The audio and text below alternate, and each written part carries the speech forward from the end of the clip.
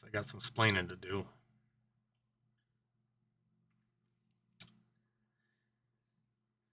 Cause I can't just come back and start making videos and act like I haven't been gone for the last 5, 6 years.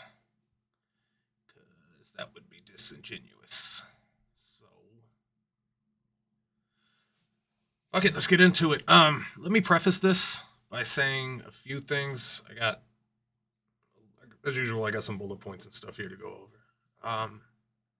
But yeah, let me preface by saying that this is going to be um, a long video, but it's still not as long as it would be if I had to go over everything. So please understand, I have to go over half a decade here. So listen, I understand that y'all like my longer videos, and I love long videos too. Don't get me wrong, but there's a limit. You know what I'm saying? Once you start getting to that like 2.5, like 3 hour mark, like you have to be particularly interesting, and I am not that guy. Luckily for you, I'm aware of it. So there are going to be addendums to this video, most likely, but this is just going to be me going over the primary things that happened from the last time you saw me up to now. All the stories and bizarre things and funny little mishaps and people I met and stuff, for the most part, are going to not be included in this, as that would take 10 hours. So, like I said, I'm just going to get to the parts of this that I consider to be important so that you know where I'm coming from. I'm just filling you in. That's all this is. I'm over explaining myself. So, secondly, the people I am going to talk about are either people I've already discussed these things with, and I've discussed the situation with, and it's squashed, or it's not, or whatever. But I've talked to them and we've talked it out. Or B, they're people who I attempted to approach, and for one reason or another, they just weren't about that confrontation. So, and I'm not talking about one specific person. This is several people, and for different reasons. But what I'm saying is I did everything in my power to make sure that this video wasn't me talking shit about people behind people's backs, or me talking about people who, like, I haven't even approached and tried to handle it with face to face already. And the primary reason that I'm making this video is because, look, if you want me to be honest with you, I didn't want to come back to YouTube. For several reasons, all legitimate. And I'll get into most of them in this video, most likely, but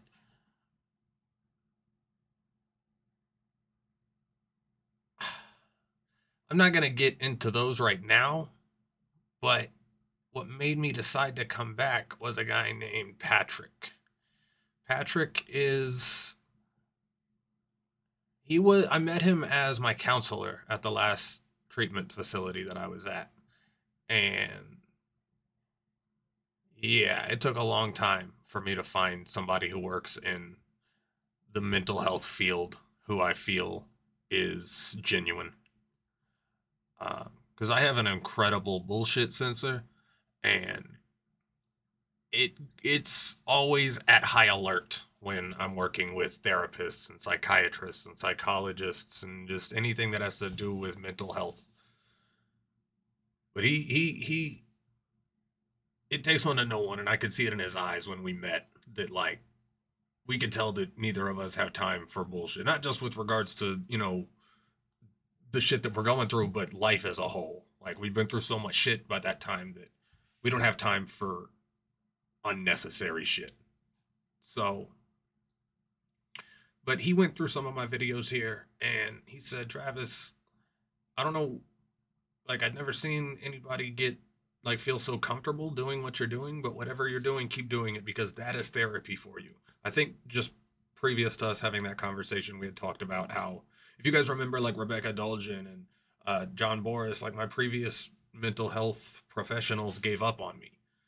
And when I tell people that story, they don't believe me. But it's like, I was there. I don't know how else to But speaking of proven things, another thing that I want to go over is the fact that as much as I usually like to have receipts for everything, in a lot of these places that I was at for so long, you don't get to have your phone.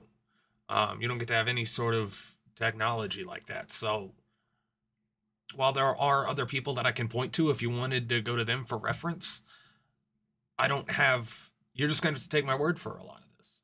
So with that being said, always know this: there are two sides to every story. I cannot emphasize that enough. Not every story. I mean, there's obviously stories that are just one dude, but I'm talking about the stories that I'm going to go over here. So as much as I'd like to remain objective, I'm only human. And it's hard to see the box from within the box, and I was within the box with all of these stories. I'm a piece of the puzzle. So I can only talk from my perspective and assume what other people, you know. So I'm also going to talk about some people who, when I started doing this stuff, people who have known me for a long time, and they asked me, Trav, I don't want to be involved in any of your shit.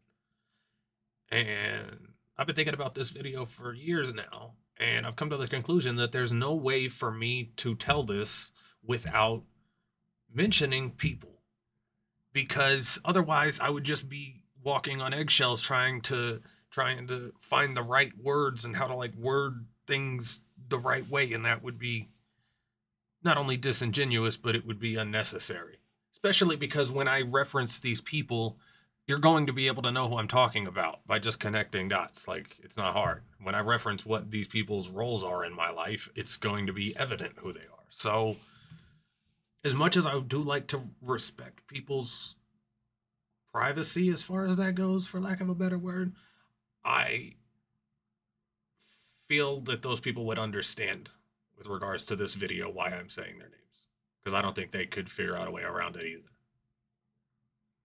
But yeah, Patrick told me, whatever you're doing on YouTube, just keep doing that. And I fought him a little bit on that, because I was like, those people don't give a fuck. That's really how I started to feel. Was like, I was doing better than I ever was, and nobody seemed to care. Not nobody. I mean, there were some people, but like, it seemed like as far as my talent, it seemed like recognition is the wrong word, but just interaction.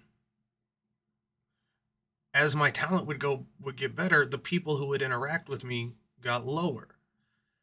And at first I just chalked that up to, half my fans are from my old WoW stuff and whatever. But no, that's not true, because I asked a few times that question. I was slipping into videos and you guys would get in the comments and tell me, and it was like maybe 1 in 10 of y'all were like, I found you from WoW and stuff. So I'm like, well, shit. Why is nobody fucking with me? I mean, I get likes, I get views and stuff, but you guys know me. That's not what I'm here for. I don't make a cent off of this place. I don't give a fuck about your views and your likes. I want a discussion here. Okay? I don't ask for anything. I don't make a cent off of these videos. I never will. It'd be disingenuous. It would go against the theme of this channel, period, if I was making this my job. No. This is my life. I share it with you so that I get an outside perspective. And I mean, that's why I do it now. But what really drives me as a whole is like, I want to just document my life, because I find that the further I do this and the further away I get from my original like videos from like late 2000s, early 2010s, I'm so grateful to myself that I stuck to encapsulating all of these times in my life here.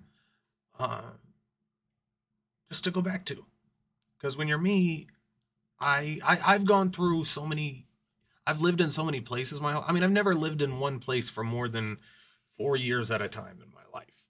So I'm a nomad, but not by choice, because I've always wanted to live in one place. But when you grow up with, a drug addict mother, a heroin addict mother, and she can't stay clean, and I have a million reasons why, but I've never, as much as I would like normalcy, And to just live in one spot all the time and grow up in a specific place and all that, that is not the hand that this life has dealt me. So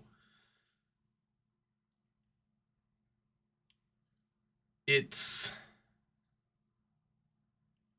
hard for me to see things from that perspective, is I think what I'm trying to say. But anyways, so where did we leave off? We left off in 2017. So where I'm going to start off here is necessary that I go back a little bit before that. If you remember in one of my recent recent relative to when I stopped uploading videos, it was an update video when I was talking about, I mentioned it somewhat in passing about how I got into a fight with Owen. I had come home, or I came to, it's worth noting that Lynn, and I never really got into the detail of it because I knew that you guys would thought it sound weird, because I guess it does, but to us it was just a normal thing. So we had, I'm talking about me and Lynn, we had my place down there in Oregon, And it didn't take long for us to realize that we can't live in the same house together. I don't know how much of that is just the fact that we had a toxic relationship and how much of that is just me, because I remember my mom would tell me about my dad would always have to have his own little spot. I remember he was a drummer, and my mom would always say like he had to have his own drum room, he had to have his own thing, and like that's very much how I am. I have to have like my 90s room. I gotta have like my little studio. I gotta have this little room that I'm talking to you in here. Like I set up nice little caves for myself. So very early on to us living there in Oregon, we decided that she was gonna get her own little place. So she did, down in Talent, and it was right across the street from where I grew up down there in Talent. Like you could see her little place from my little place. Um, and it was right down where Owen lived too. That's why Owen and I were such good friends for the most part, is because we were fucking neighbors.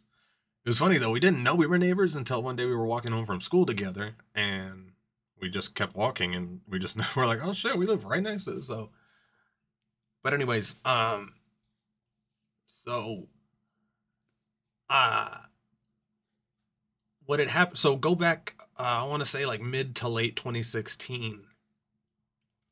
Owen had gone to some trip to go see his brother, I believe, down in California, is what I was told. He went to see his brother, and when he came back a couple months later, I think just like a month later or so, he stopped talking to me. I think I hit him up once or whatever, but like he just started being distant, and I stopped hearing from him. And it's not like I was worried about him. I'm sure he was fine, and it hadn't been that long. But as more time went on, I'm like, why haven't I heard from Owen? Like, what's going on? And I would talk to Lynn. I'm like, man, I miss my friend because that's my best fucking friend. And October of 2017, about a year later, this is when my world started to collapse. I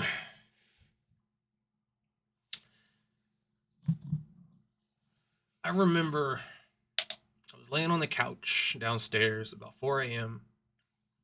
I was a little drowsy. I was about to fall asleep, I think, and my phone dinged. I got a text message.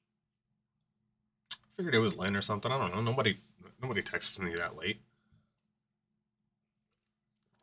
But he texts me, and he says, Travis, it's Owen. I'm not doing too hot. I'm living out of my car. Long story short, he had a heroin addiction. He had developed a heroin addiction. Now, Owen had always had a sort of substance issue. I wouldn't even call it an issue before this point, from my perspective. I don't know how good he was at keeping it a secret, but he smoked weed before I did, long before I did. He was dabbling around in pills and stuff, but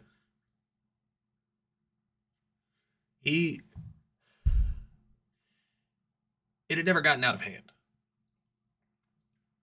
as far as I had seen. So it's worth noting that I have a soft spot in my heart for heroin addicts, because my mom was one up until the day she died. She got 6 years clean up until she got cancer. That's a whole other story. But, I knew the smell of burning heroin before I was 10 years old, like distinctly. And So I know what people on heroin are like. I know the signs of it. I know what it does to people. So I said, you know what? You can come over. You can chill on my couch because he was living out of his car at the time. His parents had kicked him out, and I let him stay at my place, and everything was good for a few weeks. And until one day, it was either late October or early November.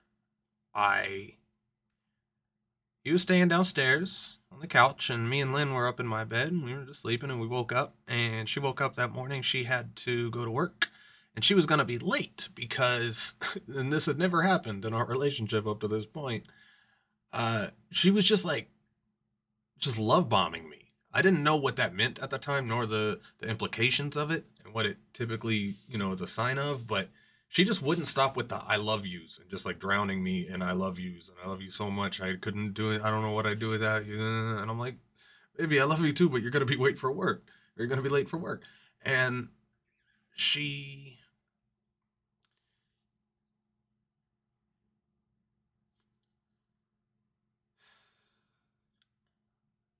she goes to work.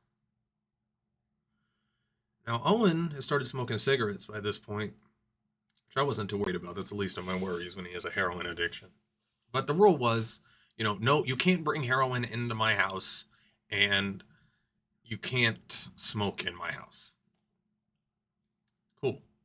He had already broke the heroin thing. I came upstairs one time. He went upstairs to use the bathroom, and I came up, and he was just up there, like, nodding it out in my 90s room or something. It was weird. That was, like, just before this moment.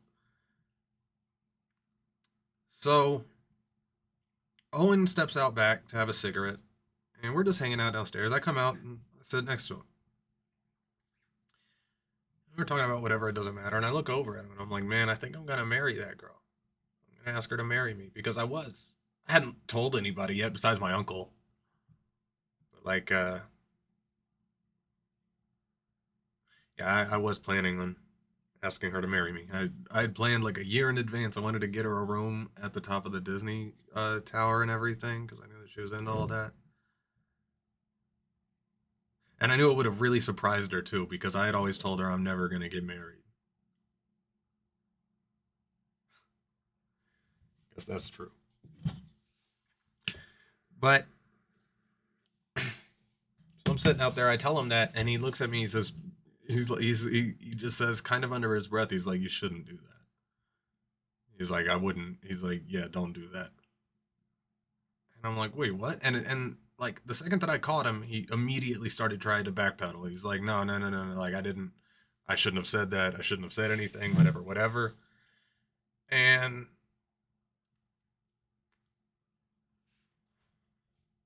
I remember I had felt this feeling before, and it took me a second to dig around in my memory and my chest for it, but it was the time that Lynn admitted to me that she had been cheating on me with my sister's boyfriend back in 2013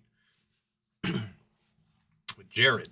Now, because the way I found that out was I was tripping on acid with some friends down in my first apartment down in Houston. And I was just sitting in my living room and I look over at her and I'm like, I just love you so much.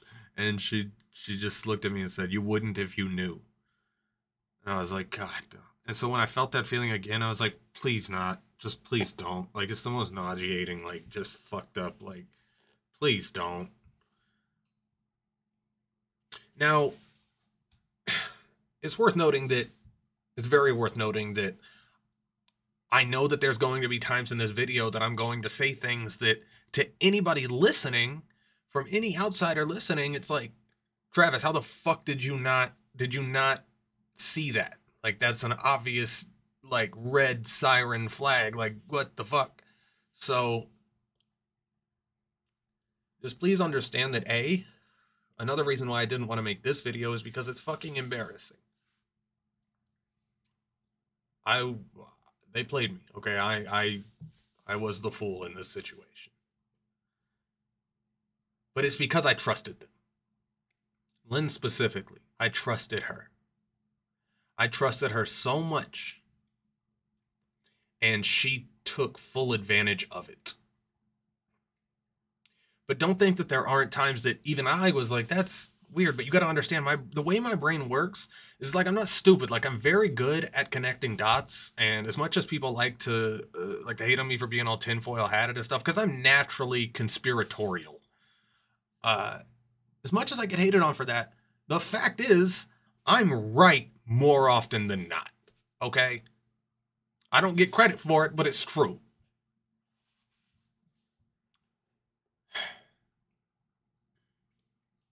But the downside of that is it causes me to bullshit myself. Like, I'll tell myself something is going on, then then automatically my brain will be like, Travis, that's ridiculous. You're overanalyzing again, which leads me to questioning, you know what I'm saying, and second guessing myself. And then the worst thing is that I'm so aware of that that I end up like questioning. I my brain goes through like 3 negative filtration scans first before, you know what I'm saying? So Lynn was aware of that and she used it to her advantage, is what happened. So Owen tells me a bunch of stuff about all these guys that she's fucking around with. And apparently she had been like writing letters to Jared and stuff because he's been in jail for years by this point. He had shot his brother, I believe, over like a bag of weed. And so he had been in jail for years at this point. But apparently she had been just like writing messages back and forth to him, and like there was this dude named David who she told me to ask him about. And she, if you remember, go back in those videos when I was talking about how she got into the car crash. Remember that? Remember that when I was like, we almost lost Lynn? Yeah, that was all bullshit too. When she called, because she called me to come pick her up from a Taco Bell at the intersection of where she was from, where she crashed. I never saw the car. I never saw any of that. I didn't care. She was in distress. I picked her up. Owen had told me that she was in the car with a guy named David. We'll get into that and who that is in a later video, maybe. But it's... So she gets home and I ask her about it. And I expect her to automatically start defending herself and fight for the relationship. And that's what I want. That's what's kept our relationship alive this long, was whenever things got hard for one of us, the other one would save the relationship. I think that's what any healthy relationship does. Because it's a give take thing, love. You know what I'm saying? And when things are inevitably going to go bad at some point, and it's important that the relationship and the relationship that these two people have together is strong enough that they're willing to fight for it, to keep it alive. That's what love is. It's a part of love. So that's what I expected her to do. The blank stare in her face, to this day it haunts me. Because there was no shock. There was no like, in retrospect, it took me a while to realize what it was. She had broken up with me a long time ago. Like, she was probably impressed that she managed to manipulate me that long. Like and then a lot of things started to make sense. Like when Owen came back and Lynn was at work, when Owen came back that day after he texted me, first thing I did was send her a picture of me and him together, and we're just cheesing happy as can be. And she's like, heh, cool. Like she knew how much I missed this kid, and she did not care, it seemed. But it's because he knew shit. Now then, later on, I mean, let me finish my first thought. What had happened was I was catching her after doing a whole lot of shit, and I was just scratching the surface. So this stuff that I was telling her about, that I had caught her about, that Owen told me, she was probably like, whew, I guess I'm happy that's all he knows. Shit.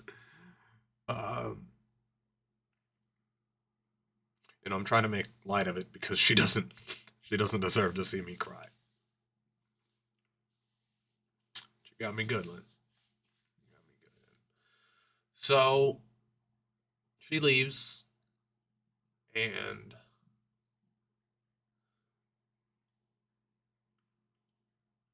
that's when I started not caring. Because at this point, I had started to develop an alcohol problem. It hadn't gotten to the point that it had gotten completely out of control. Like I hadn't been like driving drunk and like crashing. Nothing like on paper, nothing in my life had gone wrong because of the drinking. But I was drinking. And it's worth noting why I was drinking. Because it's not a secret that I deal with a crippling amount of anxiety, which leads to physical discomfort, and I'm always thinking way too fast, and I hate it, but I can't turn it off. And it's been that way my whole life. And it wasn't until I was like in my later teens that it developed into a stress and anxiety disorder. But it's something I deal with, and just like anything, you get better at it.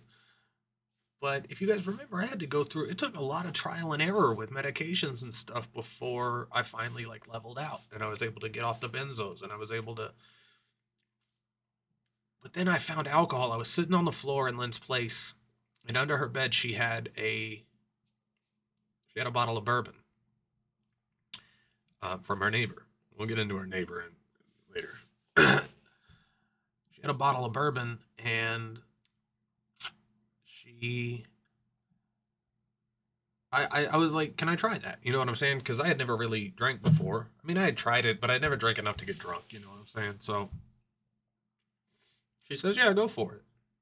She had a little shot glass in her kitchen, so I go and grab it. Or whatever, it doesn't matter. We got a shot glass, and she pours me a shot, and I take it with a little chaser. And within like 2 minutes, I believe, like it was so quick. I was just talking, and just all of a sudden my body felt more comfortable than it ever had in my life. And it was like I could breathe again. You know what I'm saying? Like, because even though I'm not showing it on the surface, I still deal with a lot of just internal anxiety. It's like it's like my insides are always vibrating. You know what I'm saying? And no matter what breathing techniques I do, no matter what meditation techniques, no matter what I do, it'll never go away. And that's just something that I've learned to live with my whole life. But the alcohol made it go away. And it made it so that I could relax and actually like enjoy the moment that I'm in. And I can breathe and I can enjoy the fact that I'm alive, not think about the fact that I'm going to die one day. Like it helped me. And I don't think anybody who saw me then would argue that I was more calm and collected than ever. But I was also less animated than ever. I wasn't doing anything. I was just kind of just sitting around. It wasn't like I was failing to do the things that I was supposed to do. It's just I didn't. The list of things that I have to do is so little, and anything that I want to do it's able to be put on hold. You know what I'm saying? So when I was drinking, I was just sitting in my 90s room and just playing video games and watching Beavis and Butthead. You know what I'm saying? Writing, and I was doing nothing productive. You know what I'm saying? For the most part. But like I said, it hadn't gotten to a point where I was, out of control. I was still at a point where I could stop if I had to. But when all this shit went down, I stopped caring completely. And I remember distinctly thinking, I'm like, I've seen alcoholics. I'm like, it can't be too bad. I could do that. I could be an alcoholic for a while. Fuck it. And alcohol, and I'm sure it's a common thing, but I can only speak for myself. But alcohol gives me a great case of the fuckets, which is another reason why I started drinking as well. I stopped caring about a lot of things when I drink. So I found my solution in a bottle because I lost my best friend. Oh, I didn't tell you what happened later that night. So Lynn leaves, but Owen's still staying the night with me because I thought, like, bro, thank you for being my bro. You know what I'm saying? At least thank you for. But then later on that night, he woke up and he stole a bunch of things from my house. I woke up the next morning and noticed like my camera was gone, like my $800 like studio camera that was gone. He stole a bunch of things from my 90s room. One thing, Owen, if you're reading this, can you please explain this one to me? Why did I come downstairs and in my kitchen, you had taken my computer. I had a computer case, just a tower with nothing in it, like still in the box. You took it out of the box, laid it out meticulously on my kitchen counter. You took every bolt, every little screw, everything. You completely disassembled this bitch and you just left it there. But like all in specific order. You're like, these bolts go there. These little brackets go here. These go in this little pile. This goes... You didn't take any of it. What the fuck? What was that? Yeah, I'm not even mad. I just want to know what that was. Like... Anyways, I haven't heard from him since that night. And then it hit me real quick. I don't know why I didn't think about it at the time. I think because I was just too up in the moment, like before Lynn got back and stuff. But like, how did Owen know about that? And I traced it back. Like I said in the beginning of the video with regards to that fight that we got in. I walked in and Owen is sitting on Lynn's bed. I was driving by and stuff and Owen was just sitting on Lynn's bed. And we got into a fight, and he says that I broke his nose and stuff, and then, yeah, so a year goes by after that, and then he hits me up, and we're hanging out and all that. And I realized I did actually walk in on you fucking my girlfriend, you motherfucker. You motherfucker. And that's why I stopped hearing from you until, like, your hair, it probably contributed to you having a heroin addiction, you motherfucker. I was giving you money. I was helping you get back on your feet. I was giving you food. I was giving you a roof over your head. And you were fucking my girlfriend? Really? And then you come to me to help you get out of the hole that the guilt of that puts you in? Go fuck yourself, bro. That's how I felt at the time. I mean, I forgive you, but not because you deserve it necessarily, but because you don't deserve the energy it takes for me to be mad at you. And I miss you. You know what? I miss you. You are my friend. And I hope that you're doing okay. But still kind of fuck you. Still very fuck you, actually. I don't understand why it has to be this way. Because we're both adults. And we're both still alive. Okay? That's a very temporary thing. And I don't think you give a fuck. And I'm starting to realize that about a lot of people. A lot of people don't give a fuck about the fact that we're not here for very long, bro. I promise. People live life like we have forever.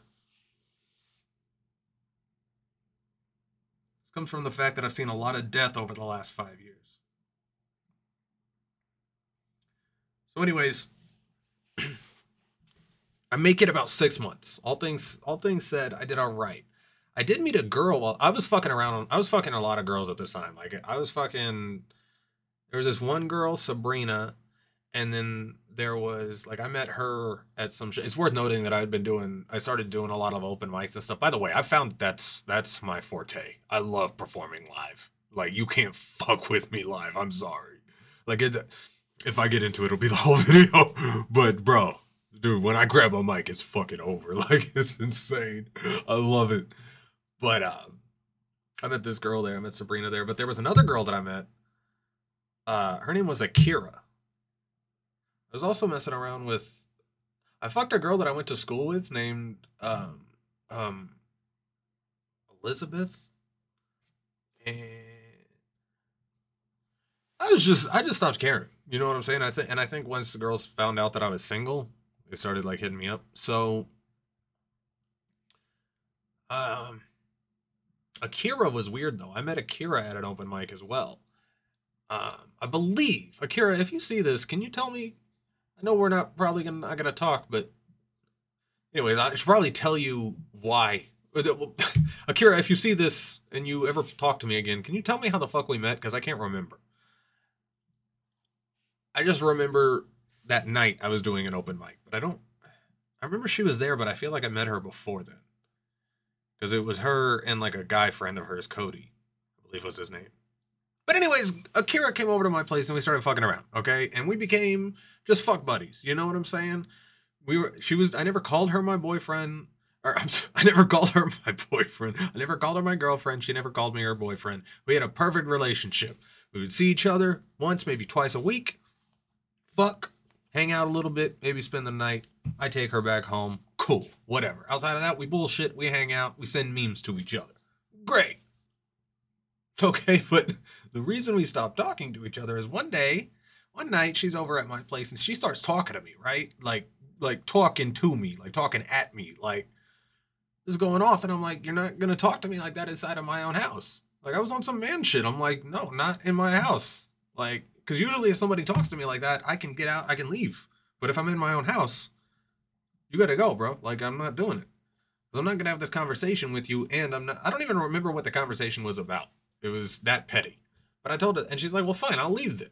And so she goes out and she goes to sit on the curb, but I'm like, it's Oregon at night, like it's fucking freezing. So I'm like, you don't. And she was not wearing much clothes, okay.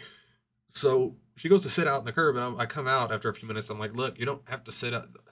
She's like, no, I want to sit right here and just wait. I'm like, whatever, but I'll leave the door unlocked. So I leave the door unlocked. A few hours go by. By now it's like between midnight and 3 a.m.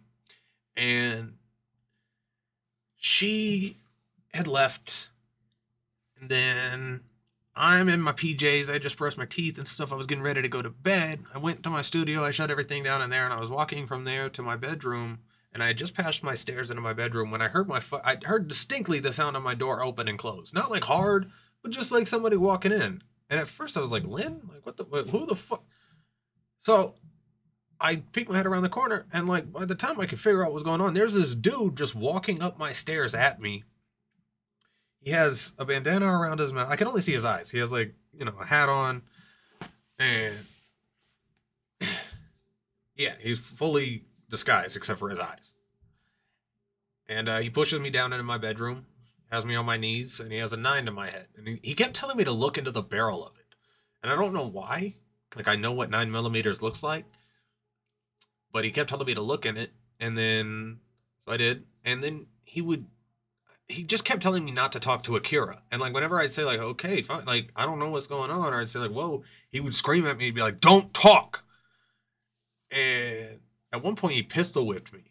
And I remember thinking like, damn, that actually hurts a lot more than I thought it would. Like, cause you see it in like movies and like TV, video games, whatever, but like, damn, getting pistol whipped actually fucking hurts.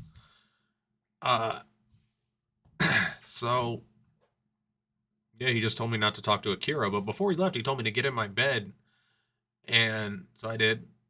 And then he told me to just get under the covers and to go to sleep. First of all, I'm not gonna fucking fall asleep, but whatever. He's like, I'm going to leave, and I'm not gonna take anything. Now go to sleep. So whatever. He leaves. I'm obviously not gonna go to sleep. I waited like 2-3 minutes, and then I got up and I ran downstairs, locked the fucking door. And he was honest. He didn't take anything. My question is, how the fuck? Like, what the fuck, Akira? Like, really? Like, a simple "I'm done talking to you" would work. But damn. So, other than things like that, other than that, I also met a cool kid there who I was like an older brother to a kid who I took in for a little while from the skate park. His name was Jeremiah Summerlot. I think we're still friends on Facebook. He's a good kid. I mean, he went to jail. He just got out of jail, and now he's all like tatted up and like big and crazy and stuff. But I knew him when he was a wee lad. he was like 15, 16 at the skate park, and he needed a place to stay for a little while. And I just let him chill with me. We hung out for, I don't know, a month or so before the CPS came looking for him. And it turns out he was trying to get away from his parents. I don't exactly remember why. I don't think he ever really told me, but I remember like it was none of my business, and he wasn't bothering me. So I was like, you chill with me, cool. But yeah, eventually, I had made it clear to him. I'm like, yo, I know you're underage, so if cops or anything comes here looking for you, I'm not gonna hide you or whatever. He's like, it's cool. So that's what happened eventually. But he's doing all right. Last I checked, he's getting back up on his feet.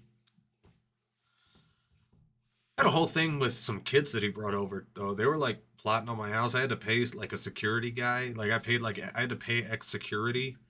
Or I'm sorry, ex military that run like a security system or a security service. They run like a system on your house and everything. You keep an eye on it 24/7 if you want. I only needed them to keep an eye on me on my place when I wasn't there because these kids were talking about like really running up on my shit, and they knew I lived alone. And yeah, it was scary. So like anytime because there's nothing scary than kids who are stupid and reckless and aren't aware of it and are plotting on you because they have nothing to lose and they have all the time in the world. and they don't think about the consequences, and that's a scary person right there. So these kids were like, because Jeremiah had brought him over one day just to like party at my place one night, and then suddenly they're like, Chandler's gonna, and they were like these rich white kids. They were SoundCloud rap fappers. They were SoundCloud rap fans, and they thought that they were SoundCloud rappers themselves. And that, we'll just leave it at that. Do I need to say more? Nothing ever happened with them though. So, but I made it about 6 months. I made it about 6 months uh, before the alcohol had. I drank myself into psychosis. Now, anybody who has ever drank themselves into psychosis knows what I'm talking about. I want to apologize for any time that I've looked at like a video or I've seen somebody in psychosis, a drug induced psychosis. That shit is fucking real, bro. And I apologize because I did not realize. Like, don't get me wrong, I've had bad like acid experiences. I've certainly had my bad mushroom experiences. I've had my fair share of mental. I've had some fun, you know what I'm saying? But I had never completely been in a different reality. Okay, I had it in my head that I had some sort of like stomach virus thing that was killing me, and I only had like a few months to live or something like that. And the fucked up thing is like I distinctly remember the doctor visits. I remember like being told all of these things. And so obviously I called my sister and I called my uncle. I call, anybody who I can to help. And they came up from here in Texas. They came up to my place in Oregon. And I remember I had it in my head that because this was right around the time of the Vegas shootings, the guy from the towers. I had it in my head that I was a survivor of that, and the guy was still after me. Look, I know it sounds like crazy person shit because it is. Because it fucking is. But anyways. Oh, and I had it in my head that Lynn had died. I thought Lynn was dead. Like, that's why she wasn't around anymore. I was living this whole fucking different reality in my head. That's what I drank myself into. So when my uncle and my sister get up here, or get up to my place, they're like, you can't live here anymore. Like, I was in no position to be taking care of that house by myself. I wasn't. And Lynn wasn't there to help, so I lost my house. I mean, let me rephrase that. I moved out of my house, but not really by choice. So they packed all my stuff and moved it down to storage units down here in Austin and sent me to rehab. Now, the first rehab I went to was a fun place. Real fun. I recommend you pause right now to go look it up. Okay, this place is called Narconon. Narconon. Or maybe Narcanon. Or am I thinking of Narcan, the drug? No, but it's called Narconon anyway. You can find it. And I went to the California location, but they have locations everywhere. But I went to the California location, and if you look it up, this is the fun part, okay? It's Scientology based, but they don't tell you that until you get there. And even then, they don't really tell you that. But it like the buildings are all painted that Scientology baby blue, and like all of the literature there is, if not by, it's at least based on the workings of L. Ron Hubbard or based on the teachings of L. Ron Hubbard, it says on it. And it's fucking nuts, bro. It's fucking nuts. But the most fucked up part about the place is, since Scientology is all about going clear, any sicknesses you have are just a result of you not being clear. So you can look it up right now. There are kids who have died at this rehab facility because they will not give you your medications. You could have fucking cancer and they will not give you your medications. The best you're going to get is maybe some melatonin at night if you can't sleep, but that's just a natural thing that they synthesize. So that's fucked up. Luckily, I wasn't on any medications that I needed. But so when you get there, you go through 3 phases, but the first phase, and this phase is the only phase that like really makes sense. And even then, it's fucking weird, but it at least kind of on paper makes sense. So you get there, and oh, it's also worth noting that I'm not gonna have receipts for a lot of this stuff when I'm talking about rehab stuff because they take your phone. So while I may have people that I can point to that were there with me that I'm still in contact with, you're just gonna have to take my word for it because I don't have receipts. I know that it comes from my skateboarding days. You know what I'm saying? Like I remember when like you couldn't just tell somebody you did a trick; you had to have it on camera. You know what I'm saying? That's what that urge. It took me a while to realize what that urge to film everything comes from. But anyways, what I'm saying is I didn't have my phone during 90% of this. So you get there. The first phase of it is you take niacin. Okay, niacin. I don't know exactly what the drug is for, but it makes you sweat profusely.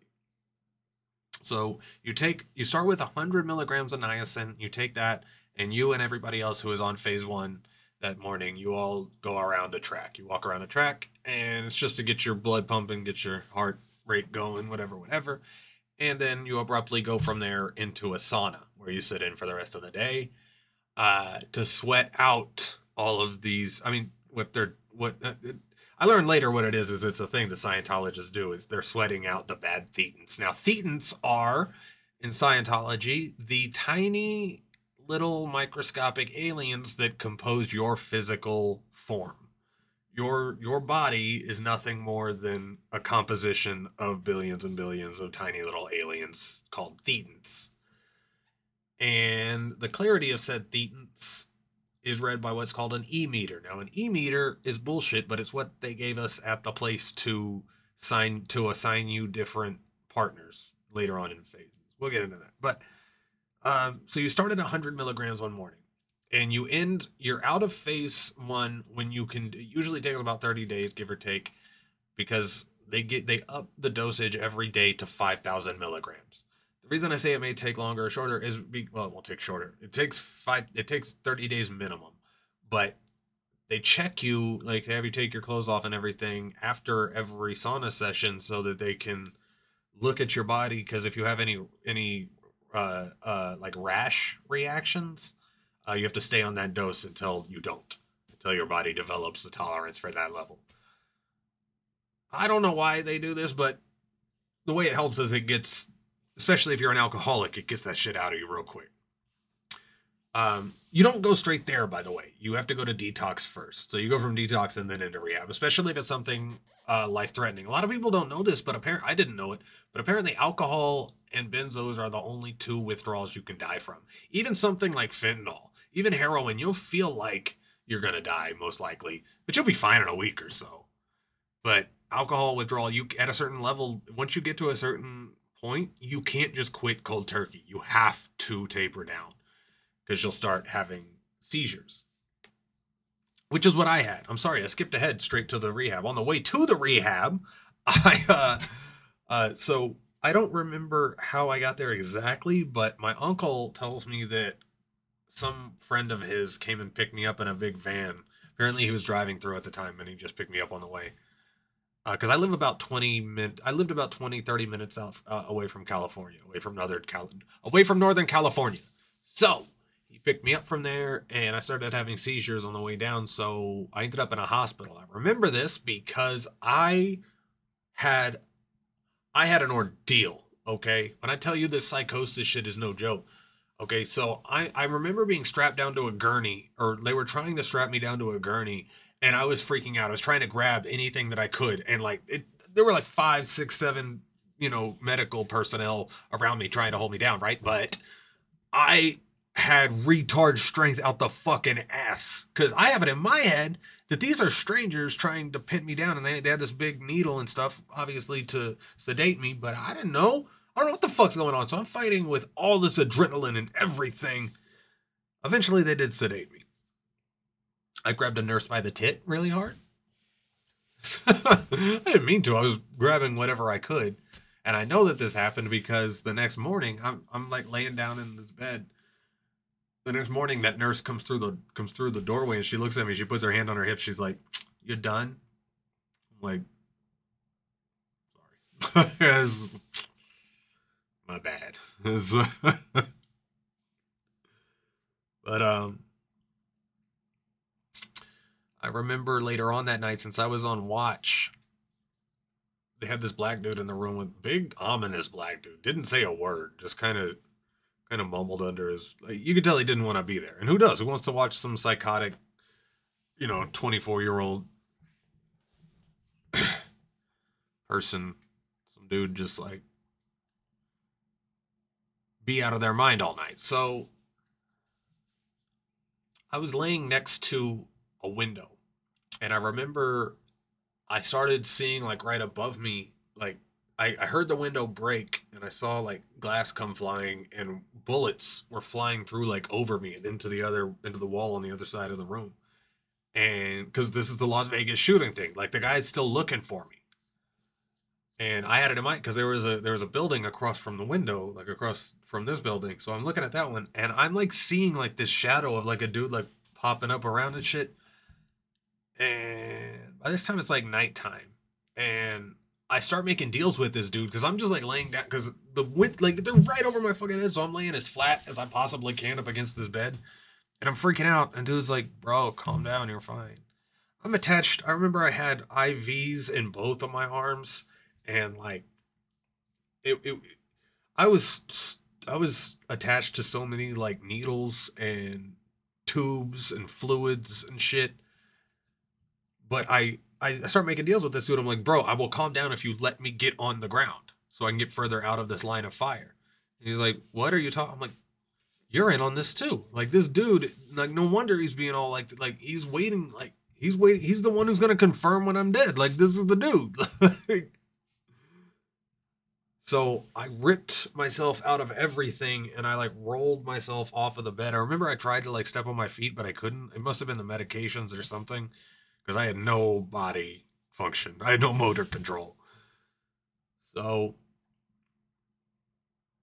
I hit the ground and I busted my head open. I didn't realize that at the time, but I woke up the next morning and I had staples in the back of my head. That was fun. But I remember when I hit the back of my head on the floor, I'm looking up, and on the walls are filled, they're covered with these spiders. These spiders are the size of my fucking hand, dog. They're like the size of like your head. And they're these hairy motherfuckers, just black and brown with like a little like brown stripe. They look like giant brown recluse spiders. They were hairy as fuck. And they were all just like scaling down from the walls, like with webs. And they started walking towards me, and I don't remember what happened after that. After that, I came to. I came to in a psych ward, which made sense to me, but apparently I wasn't supposed to be there because the guy who drove me down there, my uncle's friend, he got a hotel room to stay in for the night until they were done with me. But they gave me, it was a weird mix up. But anyways, I eventually ended up in detox for a week, and then I ended up at Narconon. So back to Narconon. You know that your life did not go the way you had ever planned it when you find yourself on phase two. Phase two, you hold a glass. So in the morning, you go and you have like a meeting where each phase, where everybody's going to go and do what, and you can assign your partner, whatever. You, on phase two, so in that room behind the person who's talking, there's this giant locker, and you assume it's for just general supplies. Phase two, they take you and they open the locker. There is nothing in it besides this glass ashtray. About yay big. You know what I'm saying? You can tell that it's never been used for its intended purpose. It is a crystal clean ashtray. So they take you out in the middle of the courtyard. All the people's little apartment things with their roommates and stuff circle the courtyard. Soon as somebody sees somebody being set up in the middle there, this is the most entertaining thing you're gonna get while you're there. This is a hot moment. They You're not gonna believe me, okay? But this is what happened, okay? I sit in a chair. You sit in a chair, And in front of you is another chair. This chair has the ashtray on it. The instructor is telling you what to do. He's sitting to your 3 or 6 o'clock. And I'm sorry, 3 or 9. I always get the clock thing mixed up. But anyways, he's sitting here. Clock is at 12. Chair is at... I gotta stop using the clock thing. This is fucking blunt, bro. Anyways, you're sitting in front of a chair and there's a guy telling you what to do. And you start by telling the ashtray, please stand up. At which point, you pick the ashtray up and you say, thank you. Please sit down. Thank you. You do this 5 times. Please stand up. Thank you. Please sit down. Thank you. Then you do it backwards. Please sit down. Thank you. Please stand up. Thank you. Then they have you repeat those 2 processes, except you have to scream it as loud as you possibly can. This is when you find yourself in the middle of buttfuck nowhere, California. I think it's where they filmed the movie Holes. And you're screaming at an ashtray while being surrounded by drug addicts laughing at you. And you're like, this is really what my life has come to. This is great. My life's a fucking joke. This is great. I'd rather just be an addict, honestly. I'd rather be an alcoholic addict. I'd rather, this sucks. I could go on and on about stories from there. I made some friends there. Like I said, when you go to rehab, you have to understand you're meeting a lot of people who are dealing with a life or death situation, which is drug and alcohol addiction. I say drug and alcohol because that's just what it says, but I mean, it's drug addiction. Alcohol is very much a drug. The reason that I differentiate drugs and alcohol when I say that is because being a drug addict and you can be an alcoholic without leaving your front door. You know what I'm saying? You can drink yourself to death without doing anything illegal. Whereas the drug game, you have to at least put some effort into getting whatever drug your thing is, usually. So when you say you're a drug addict, it implies you're about that drug game life. I am not. So, you meet a lot of people who are very likely to die. Because one thing a lot of rehabs won't tell you, but it's sort of common knowledge, is only about 10% is pushing it. Only about 10% of people who go to rehab are going to get clean. A lot of that is because half the people in rehab aren't there on their own accord, which I think is fucked up. You get people who are there on a court order. You get kids who are there because their parents made them go. You get people who are there because their family was going to disown them. You get people there because they don't want to lose their job. You get the people there who want to actually fucking quit drugs and alcohol or whatever their thing is, because a lot of people go there. It's not even a drug thing. There was some kid who came there because he was addicted to Xbox. Whatever, bro. But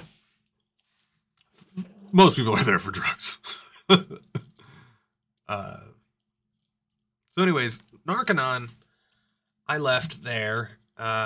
Made a good friend there I'm friends with to this day, John Fritz. He's on my Facebook. Good kid. But I made a lot of really good friends everywhere I went for the most part. When I got out of there, I get back here at my uncle's house. That's where I'm at now. Not in his house, but there's like a shack out back. Made this nice little studio set up in here. Got all the walls aren't black. It's just black tapestries. They're sound insulation tapestries. I don't plan on being in here forever. So, but I come back and guess who's fucking here? Guess who the fuck is here? Lynn. The thing that's fucked me up so much to this point is now waiting for me when I get back here. She has a new boyfriend. His name's Michael. Took me too long to realize that that was her neighbor. That was the guy who she got the alcohol from and stuff. Because she lived in like a condo thing. Like it was like a house, but it was divided. So like he lived in one side and she lived in the other. And she's like, yeah, that's my neighbor Mike. He's cool. He drinks. He's like, apparently he was like an ex-veteran or something.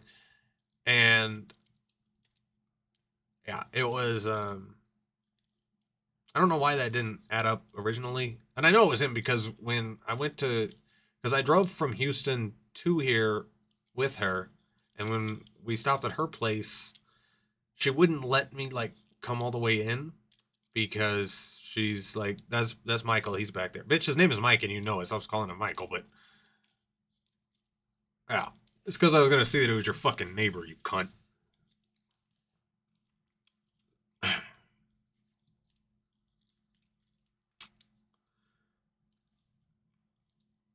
But what? By the way, Len, if you do see this, can you and you ever if you ever talk to me again, can you tell me how is it that you managed to find all these guys who are okay with destroying me emotionally? Because I could never bring myself to fuck with another man's girl. Like if I knew that, and it's not just because of how I know what it feels like now. It's like I can just imagine. So how did you? It's one thing to find one dude, but how did you find all of these guys in succession? Like, what were you telling them about me that made them okay with it? But yeah,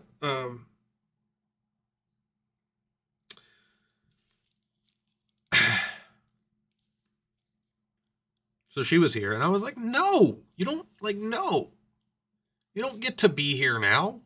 Like, I caught you, bitch. You don't get to just live with my fucking family now. Because this is the only place that I have to go right now. My sister lives in Hawaii. But, like, I'm trying to get back on my feet here, and you're here.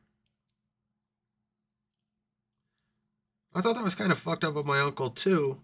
We'll get into that later. But so immediately I go back to I start drinking again. Obviously, I drank before I even got home. I drank as soon as I got to the airport from Narconon. Like it was fucking that place was such trash.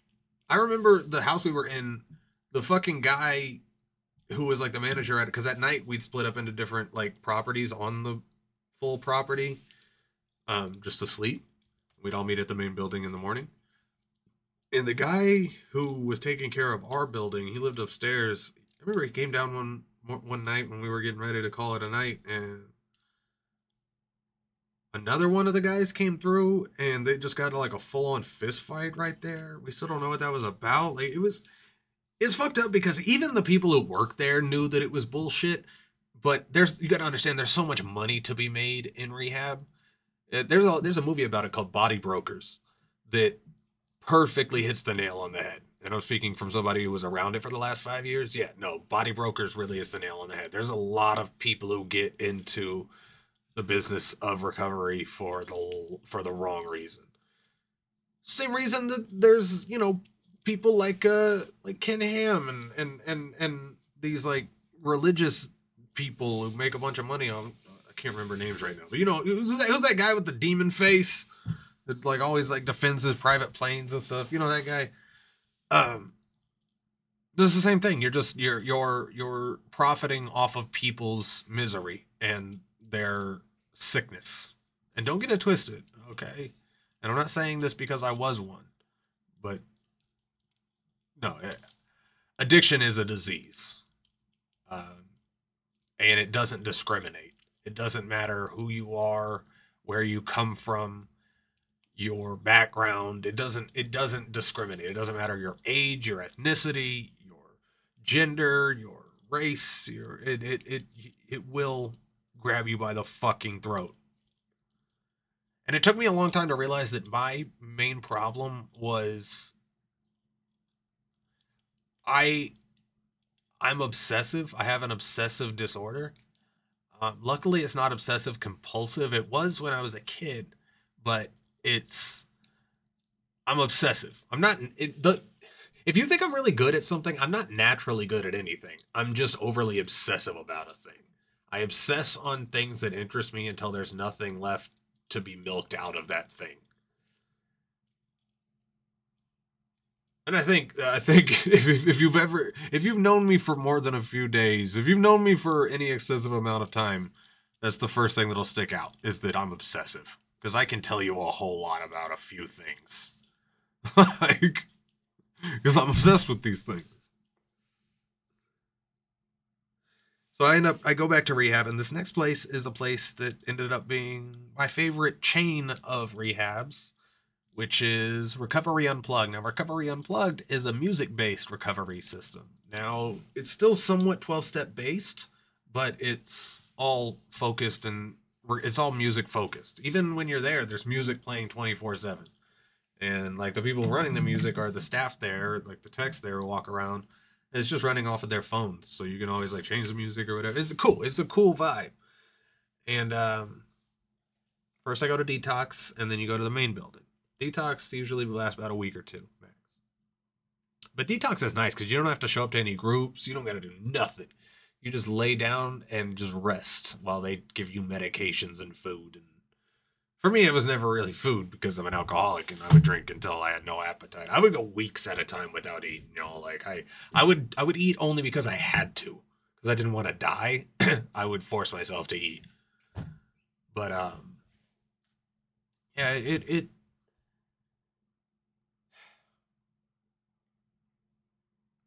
I can't stress enough how I mean, I thought I was gonna die, and I was okay with it. I really did, and I did at one point. We'll get into that in a second. I shouldn't be here talking to you, but I go to this place, and I forgave Lynn. I really did. I was like, because I wasn't a perfect boyfriend by any means, and I took our relationship for granted because I had it in my head that it was forever, that there was nothing I could do unless I actively was trying to. I could never kill our relationship. She would fight for it until the end, and vice versa. We'd have our disagreements, we'd have our little spats, we'd go a few days without seeing each other if we needed to, but ultimately we were still a thing. Like, and it had been that way for so long. It had been that way for so long, but it's worth noting that up until that point, you gotta understand, I met Lynn, we got together when she was 12, okay? Like, and she used to call me like daddy, which I always thought was weird, especially early on. So, like, the deal that I made with her was like, look, you can call me that, but only like in private.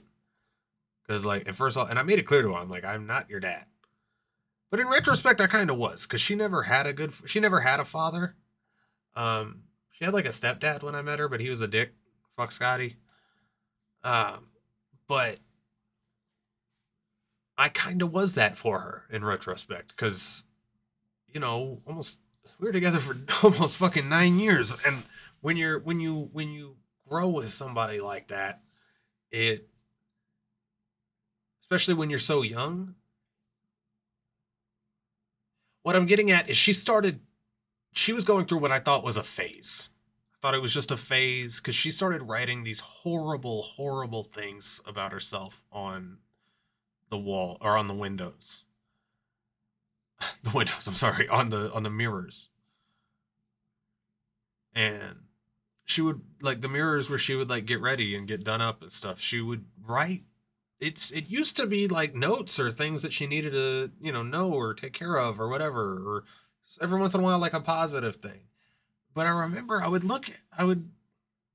the text there, I stopped reading it after a while because I got used to it. But I would read it every now and then, and towards the end, it would just be these awful things about herself. And I remember it made me feel horrible because I'm like, I can't love this woman any more than I already do. I can't love this girl anymore. But I'm doing something wrong that's making her feel this way. And I would say, Lynn, what is wrong? And her answer all the time was just everything. It's just everything. And she'd like snap at me with it. I'd be like, Lynn, what is the shit? She'd be like, it's just everything. I can't fix I don't know what the fuck you have to. Can you work with me here? Can you communicate a little bit, Lynn? Like up to this, why can't you talk to me? To this day, why won't you talk to me? What is it about me that makes it so hard for you to communicate with me? We had one talk. So between when all that shit went down at my place and when I got out of rehab the first time down here, we had one talk. And in this talk, she had mentioned,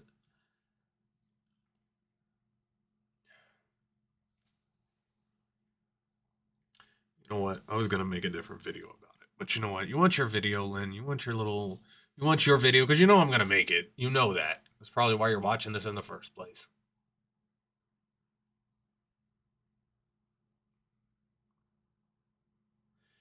You hurt me a lot.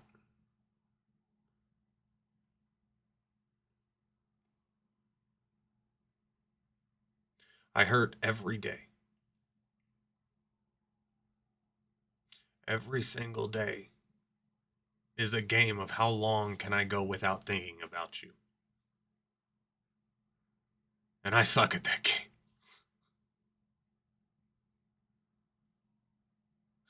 You know, it's embarrassing to talk about because it's been over 5 years and I'm still over here waiting for you like some idiot.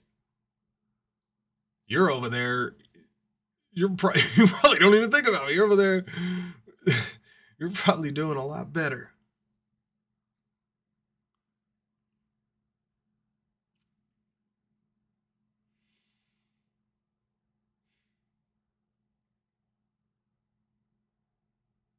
I miss you, Lynn.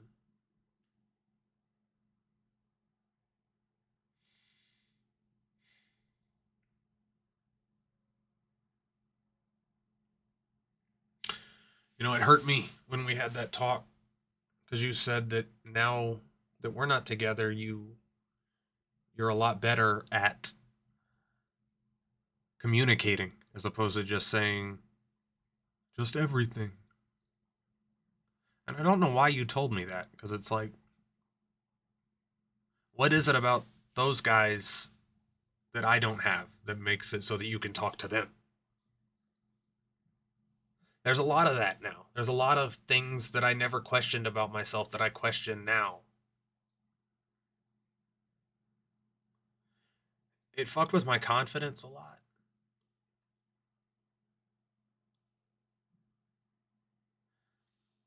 Because you gotta understand when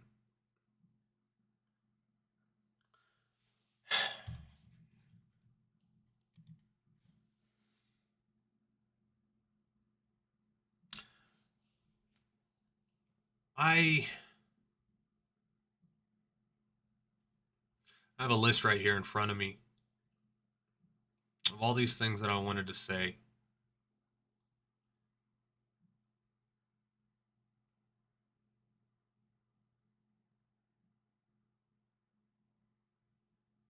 Just lists of things that hurt me.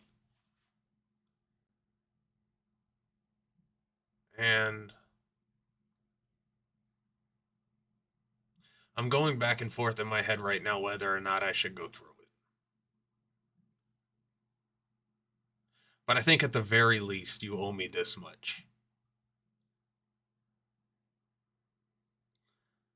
So when I was at that, when I was at Recovery Unplugged the first time,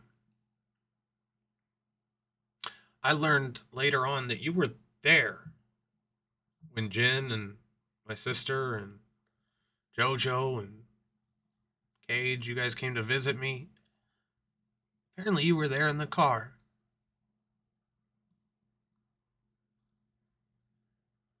For whatever reason, you didn't want to see me, though. Don't want to see me doing good. Don't want to see me coherent and able to grasp what I'm going through. But I wrote you this whole. I made you a new Nolly Bear. I told all these people there about like this love of my life and stuff, and they were gonna meet you and all that. And embarrassing. That hurt. Speaking of writing you, there's a lot of times that I wrote you, and even though you're able to write Jared, you're able to write all these people. You can stay in contact behind your boyfriend's back a lot. You haven't written me back one time. It hurts that you blocked me on everything. It hurts that I can't talk to you. I wonder what you're like. It hurts that I'm growing up without you. It hurts that you're growing without me. I wonder what you're like now.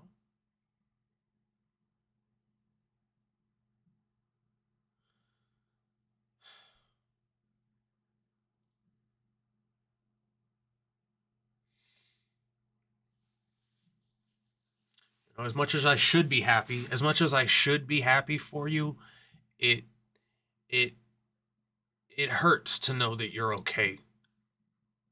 Probably better off without me.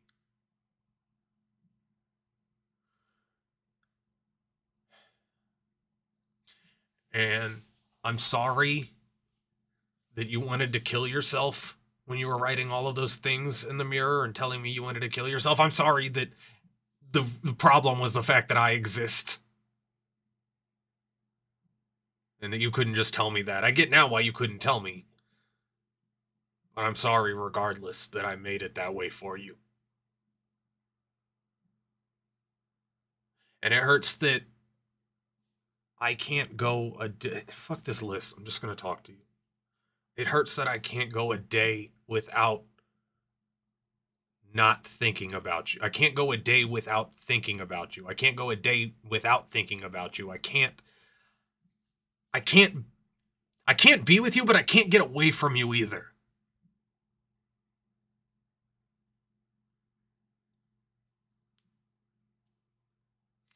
You took away the magic that I thought existed in life.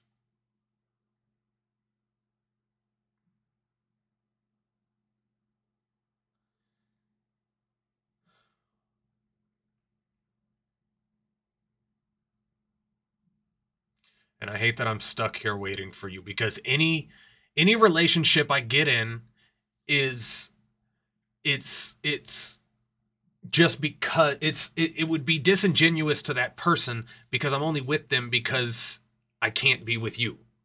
It's a I'm settling for this person situation.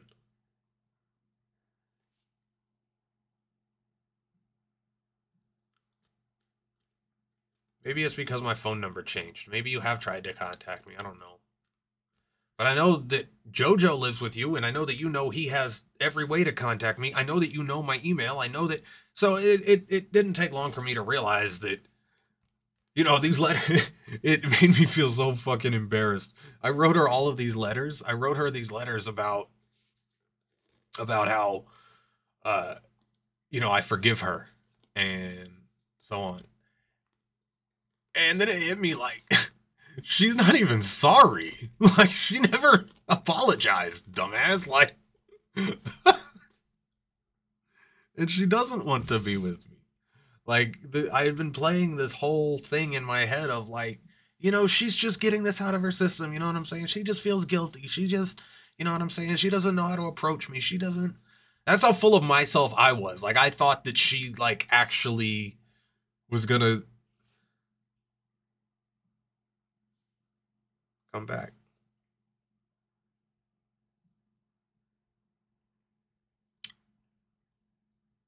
It's been over five. It's been 6 years.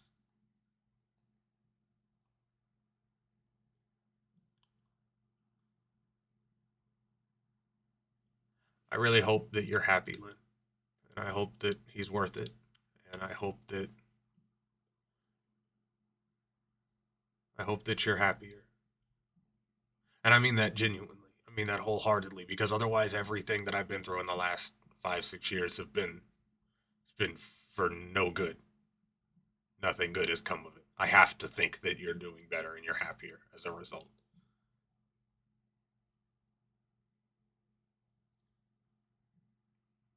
But I miss you.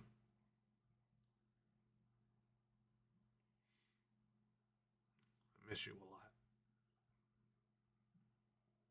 I can't sleep in a bed anymore. How pathetic is that? Because I still like reach over and like I'll roll over and read and like I just have a couch in here behind me that I sleep on.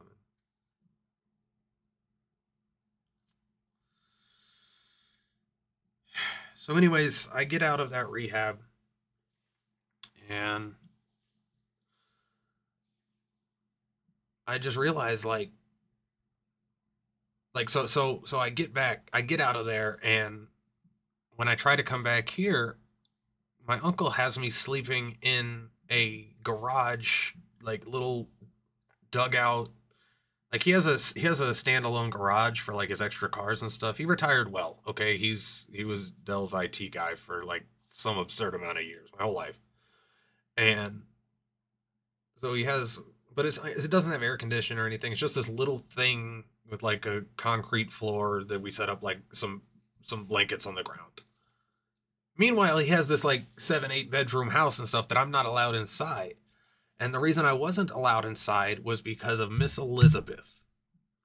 Now, Miss Elizabeth is worth noting that Lynn was a preschool teacher, so Miss Elizabeth was her coworker there.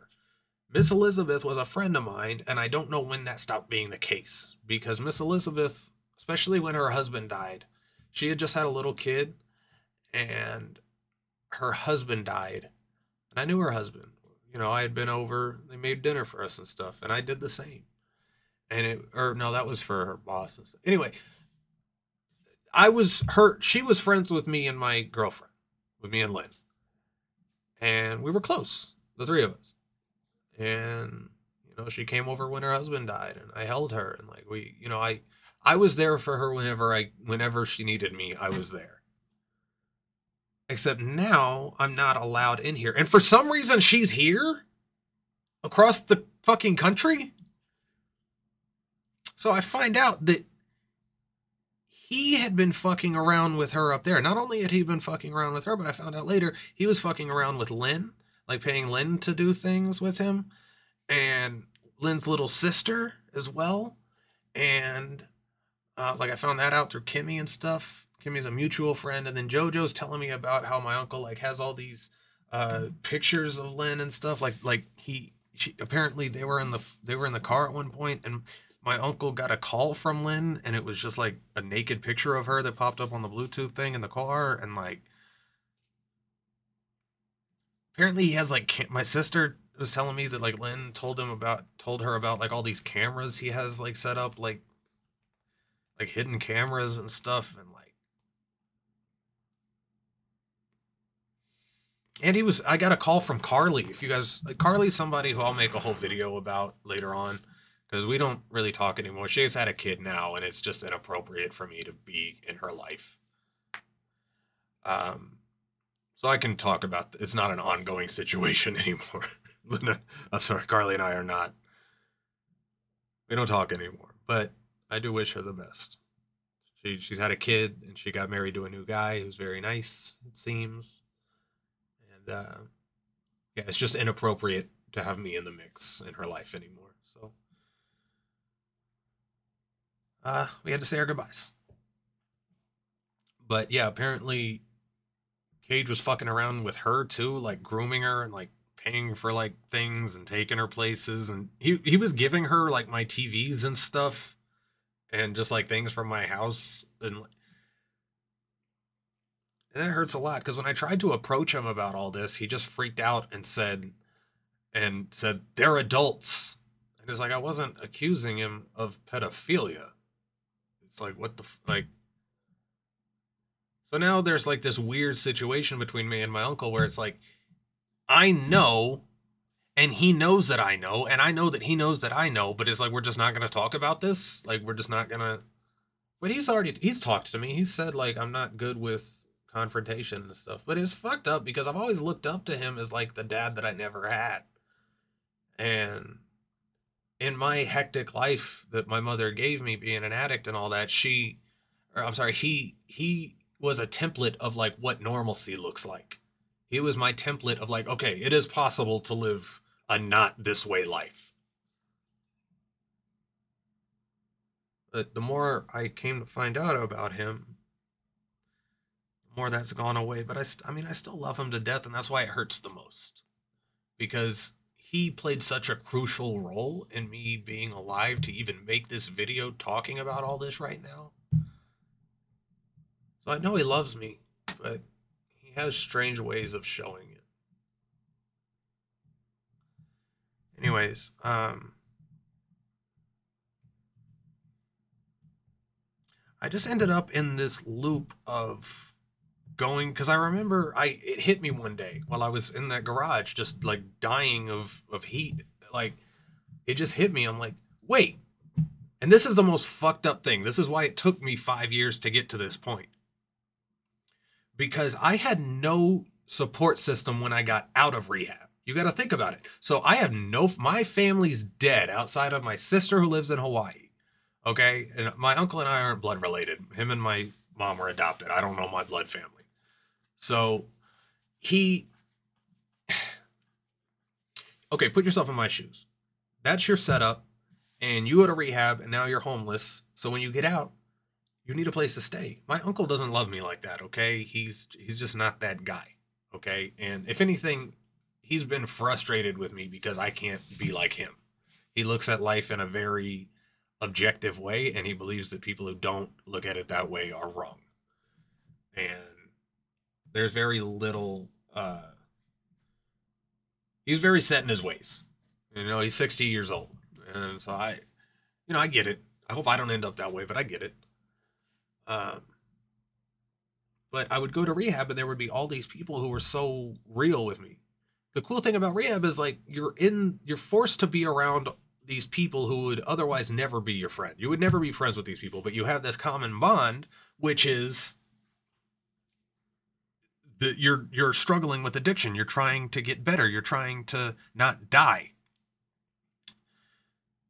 And that's the glue that bonds all of you there. And when you're all in this place where you've never known each other outside of this situation, so you have no sort of face to save, you have no reputation to uphold, and you're all equally desperate at admitting that you're fuck ups and this is your attempt at fixing it, you get to who people really are a lot quicker.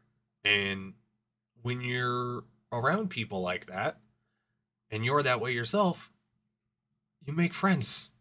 Believe it or not. You make friends when people aren't putting up a front and we're all just being real with each other. And that's exactly what I needed, because alcohol isn't the symptom. It's the solution to a symptom. I was drinking because I'm fucking alone, and it makes me not feel that way. It's not that I don't feel that way. It makes me feel okay with being that way. It makes it feel okay because I'm having a little party by myself.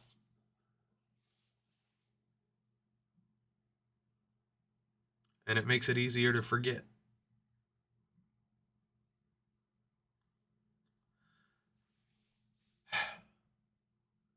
Maybe worth noting that I haven't had a drink in almost a year now. Almost. I haven't had a sip. Still smoke mad weed, as you can see.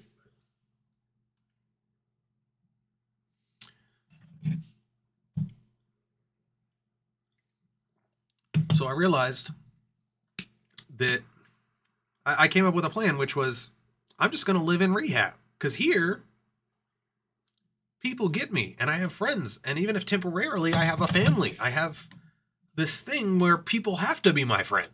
You know what I'm saying? Cool. And I found that once you're around me for a second, because I might be a hard pill to swallow at first, but if you get to know me, I'm a pretty cool guy, I think. And I got to have a lot of friends for temporary amounts of time. I say temporary because rehab is very much like the social dynamic of it is very much like summer camp, in the sense that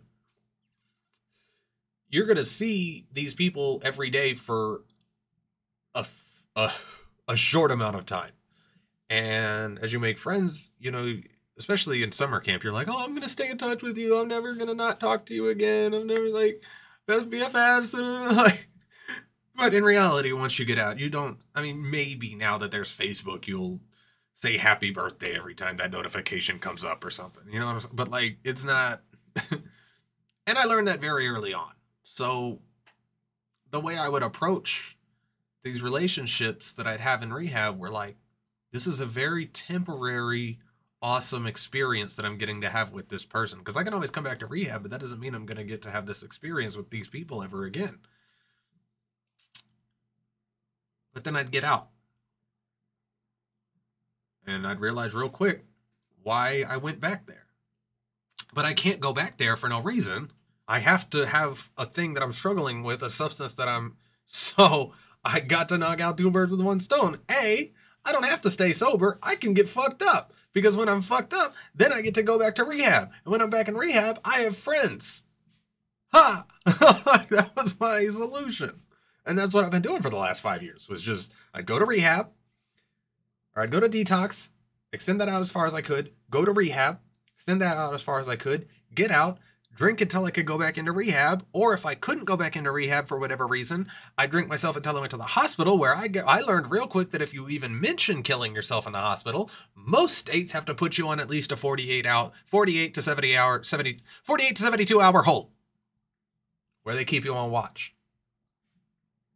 And if you're lucky, they'll put you in the psych ward for a week, which I used to hate, but now, like, these are all my friends. These are lonely, crazy people. You know you're not doing too hot in life when you're going to psych wards on purpose. I was lying. I would drink to the point that I had to go to the hospital because I'm blowing, like, insane amounts. I remember I blew a .4 one time. The doctor said I shouldn't be a fucking life. Like, if it wasn't for me being so young and as such resilient physically, if my body wasn't so young and resilient, I would be dead. And you know what I did? I got mad that I wasn't. So, fast forward after just going in and out of rehab and stuff. At one point, I met this girl named. So at some point, I go to Florida for a while. I'm in Florida, and I'm looking at my timeline here. Let's see. Okay, so then. Okay, yeah. So I end up in Florida for a little while because the way it works is so my guy, his name was Alex Kaufman. He was actually a year younger than me, I believe, or 2 years younger than me. But he was this I am sober now guy, like in his suit and everything, and chin held high. Like, he was one of these just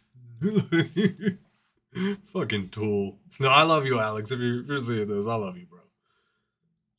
But he was like the middleman. He was the people that rehabs would send out to pick up people and bring them back. So I would fly around all these places, mostly through Alex. Alex would, get me all. He'd come. So what happens is you call a place and you say, "Look, I'm not doing too hot. I need you to come pick me up. I need to go to rehab." They say, "Bet." They come to your hotel room. They come to wherever you were at. They help you pack up all the things you need. They take you down to detox, set you up, get you ready to go. Alex was my guy. So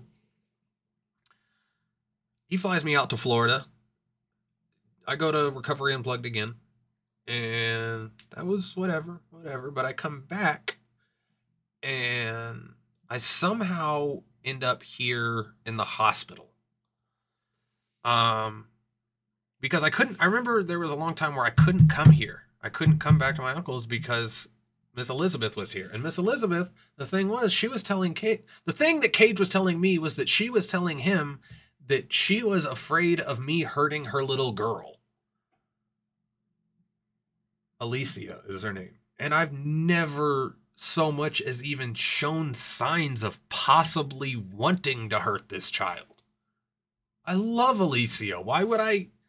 But that's the reason that I'm not allowed home, is because Cage's new girlfriend, who is Lynn's ex-coworker, who he met when he went to Oregon to help me come down here, is the reason I'm fucking homeless. I saw her recently. She came by here, just cold shoulder, just shitty with me. And I'm like, at what point did we stop being friends, me and Miss Elizabeth? I don't know where that took place, but I'd like to know, Miss Elizabeth, because I thought we were cool. My theory is Lynn had like a full on alibi that she went around telling all these people to like make me look like just to vilify me. And then that goes back to my crazy conspiratard mind talking again, which is like, Travis, you're thinking everybody's conspiring around you. Well, I'm sorry. When I go in the kitchen in there and I see a picture that this little girl Alicia has drawn that says my family, me, Daddy Cage, my uncle, Mommy Miss Elizabeth, Sister Lynn, and there's no me. They're just they're it's like they surgically cut me out. And I'm sorry, but it's hard not to feel as if they had planned on my death. And it's hard not to feel as if me being alive now is like an inconvenience to all of them.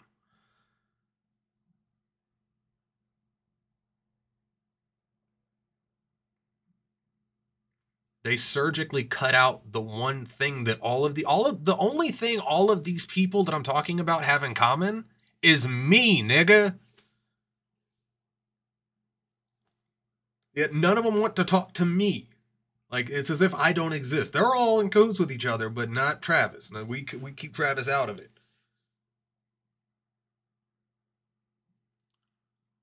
And then it goes back to Travis, calm down. That's ridiculous. Why would they, you're thinking like that again.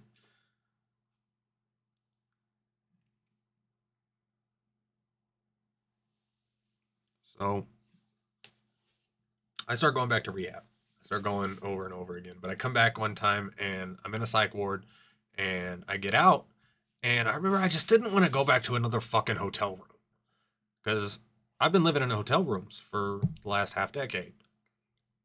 And I just don't want to do it anymore. It's like hell in there. I get sick of hotel rooms. So I took them up on their offer because recovery, they're always like, keep coming back. It works if you work it. I fucking hate refrigerator magnet lingo like that. And you get a lot of it in rehab and I hate it. But it, I took them up. I came back one day. I showed up at Recovery Unplugged, the original one here in Austin, at their door.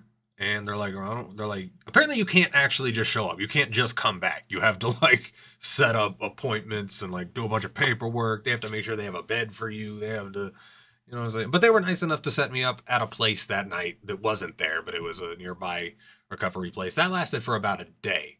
I realized real quick I didn't want to be there. So, because there was just no vibe to it. It was just like a very dead place. Like compared to Recovery Unplugged, it always has music playing, everybody's out doing stuff. Like it's cool. This place was just quiet, and it was like it was almost eerie. But there was this one girl there named Ashley. Fucking Ashley, dude. So Ashley, and then there's these two other people there with us. A guy named Zach, and I forget the girl's name. But we all decide together we're gonna AMA. AMA stands for Against Medical Attention, or I'm sorry, Against Medical Advice. So since it's not prison, you technically can leave. Most people can't because their parent or they're there on court order or they're there because their parents made them go or something. But like most people who go to rehab can just leave at any point. You're there on your own accord. You want to get help, but it's not a fucking prison. So I decided, fuck this, I'm out.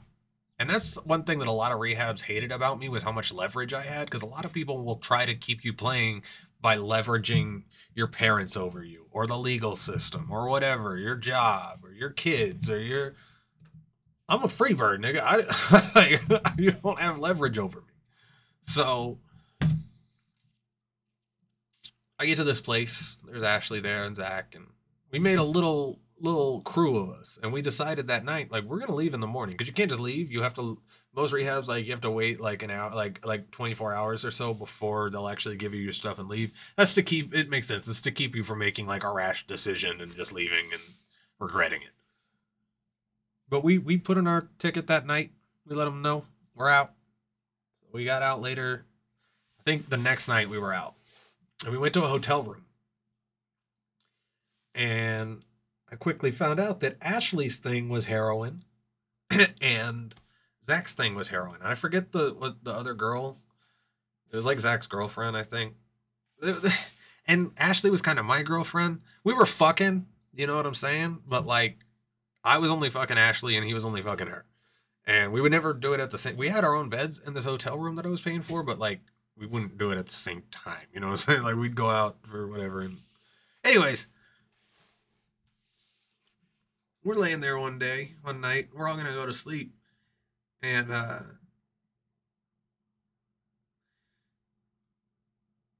I'm like really like starting to pass out. And on the other bed, I hear like this coughing sound, and Ashley gets up. She jumps up. She's like, "He's overdosing. He's overdosing. He's overdosing." And I'm like, "Oh fuck! Oh fuck!" So I call 911, and this whole time, all she's worried about is getting needles and getting all of the paraphernalia and getting everything out of there. I'm like, "Are we just not gonna fucking?" But this is a drug life, bro. You got to learn real quick. So I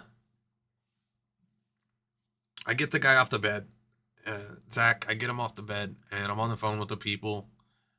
They say to get on top. This guy was a big dude, big old bear of a person. But I wrestle him on the ground. I'm on top of him, and he's turning purple and stuff, and he's lost consciousness. And they said, do 30 chest compressions as hard as you can on his chest, and then close his nose and breathe into his mouth. First time my lips have ever touched another man's mouth. But it was worth it because he calls, like, eventually the medics show up and they Narcan him and stuff. And he calls me from an airport about, I want to say 2 months later. He's like, "You saved my life, man." And he's like super grateful and all that. And like, that was some real shit. But, so I go and stay with Ashley for a little while. Now, this was my cocaine phase. This was fun because I decided to try cocaine. And that was awesome. I had a cocaine phase that lasted a whole week because then I decided to get cocky with it, and I thought I was gonna fucking die. I was getting these little like 20 sacks, and I was at Ashley's place, and we had like a cool little rhythm going. For all things considered, for how fucked up of a situation it was, because she was taking care of my alcohol. She would hold on to the bottle, she'd hide it, whatever, and I would hold in my pocket her heroin. I actually ended up trying it at one point.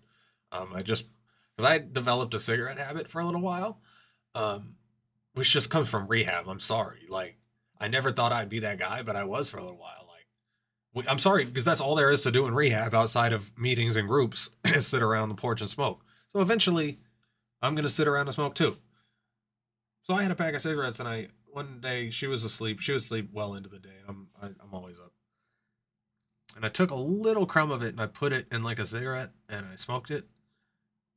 Then I just fell asleep where I was sitting. Like I just kind of woke up sitting, like I was like nodded out. I was like, "Oh, that was stupid." But anyways, I would hold on to her heroin, and she would hold on to my liquor. And then everything, again, I want to say everything was fine, but I know how crazy it sounds. But all things considered, everything was cool, smooth sailing until one morning. We were together for like a month. By this point, we were like in a relationship, basically. It wasn't like official, but we were. I'm out on her balcony or whatever, and she comes out and just starts screaming at me and like throwing my shit off of her balcony. I'm like, "What the fuck?" She's like, "I knew there was another bitch. I knew that." And I'm like, "What the fuck are you talking about?" She's like, "Who the fuck is Amy, huh?" And I'm like, "That's my sister, nigga." She was going through my phone and saw me saying that I love you to my sister. But I told her my sister's name is Kelly because my sister's name is Kelly. That's what I call her. But ever since like 2010, she changed her name. She just started calling herself Amy at school. And that's just kind of what people know her as now. But I know her as Kelly. But on her Facebook thing, it's Amy. So that's what Ashley saw, and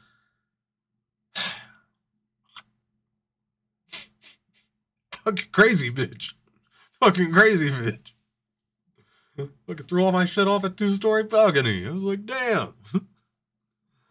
So then I end up in Florida again. I remember I went to Mississippi for a little while. That was horrible. Mississippi, I went to a place called the Extra Mile. That was the most miserable place that I've been to. I remember at that point, like I had stopped giving up hopes of like ever getting better. Like at this point, this was like 2020, I believe, late 2019. I just remember I was so fucking miserable. And I don't know if you've ever seen the movie Idiocracy, but I was really, what's the guy's name? Adam? Is that the guy? Something like that. I think I was very much like that guy in the movie. Cause when you're in Mississippi, like it really is different down in the South. Like that deep South shit. Like I was, and I'm not bullshitting here. I was one of like two or three other kids there that had a full set of teeth. Okay. I remember Rodney, the counselor therapist guy that I was assigned, who was assigned all of us there who worked there.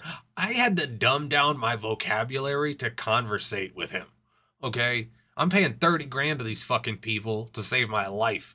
That's like, anyway, one of the places I ended up was back in Florida. And then COVID hit. This is right when COVID was starting to be a thing. And I remember this was early 2020 because I remember I was at the Florida, some places I had been to several times, such as most of the Recovery Unplugged locations. So I'm at the Florida one for my second or third time, and I remember watching the fireworks for the 2020 New Year's. So at this point, I remember I got out, and instead of flying home, instead of flying back here, I just decided, fuck it. If like, there's no point in me going anywhere if I'm just gonna be living in a hotel room. I started to start living in a hotel room. And I would, because I was smoking cigarettes at this time, it was basically how long could I go before I got kicked out? There's no smoking. But the COVID thing actually really worked in my favor because I would trash these rooms. I mean, I was throwing up everywhere because of the alcohol. I was not cleaning shit. Like I was a fucking mess. But because it's COVID, room service never came in. They couldn't unless the room was vacant. So I spent a good 2.5, almost 3 years, specific, like strictly in hotel rooms. And one of those years was 2020, and that was going into I was going into Florida because I was staying at this place, and at this point, I'd stopped giving a fuck completely. Like I started to free fall at this point. Um, I had gone from not really wanting to die to not necessarily wanting to kill myself, but I certainly didn't want to live anymore. I certainly, if that makes sense, like I didn't have any desire to actively kill myself, but I certainly didn't want to exist further. So I started taking whatever was on the menu. And in Florida, everything's on the menu. So I'm downstairs and I'm starting to fuck around with like everybody there. Now I'm in Fort Lauderdale. This is like the most hood area of Florida. It's like right outside of, it's like the town it's the town that connects to Miami. And it's like ran by like Haitian Creole speaking Haitians who do like, they run all the drug cartels and gangs and stuff down there because it's all being imported from Cuba. And yeah, I've seen some crazy shit. I saw a guy get hit by a car. Like he definitely died. Like he was like ran over and like not moving, and nobody cared. No, nobody cared. It was at an intersection.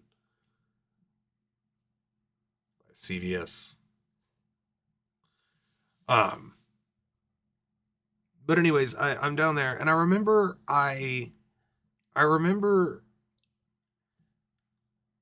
would just hang out with anybody who was willing to hang out with me. And eventually I end up with these two people. Oh no, first I had this guy named Nick. Okay, Nick Piscopo. You can find him on my Facebook. He was a cool guy. So I can't, now let me tell you about Nick and the time that I died. Okay? This is a very important story. So Nick was a guy who I came out and he was sitting, he's a paraplegic. Um, he loved to motorcycle, but he got into a car crash he got into a motorcycle crash, and his legs don't work anymore. But he's just sitting outside in this hotel, and he was just kind of there by himself, and he looked down, like almost like half asleep and stuff. And I'm like, hey, bro, like, what's going on? Like, you need a place to sleep. The sun was going down and stuff, and he just looked beat up and battered and stuff. I'm like, bro, you like, what's up? And yeah, he did need a place to sleep. He took me up on the offer. So I had an extra bed in my room. So I wheeled him up in there, you know? got him some snacks, got him some food, got him some hydration from downstairs at the vending machine and such. And we very quickly became friends. Except, however, his thing as well was heroin. And just like the rule that I made with Owen, you don't get to do that in here. Like, if you're going to do that heroin shit, you can be here on heroin, but don't bring it in here around me. And because the reason I'm like that is because of the smell. The smell brings me back to, you know what I'm saying, when I was a child. I don't like, it's just a disgusting feeling it gives me when I smell it. So,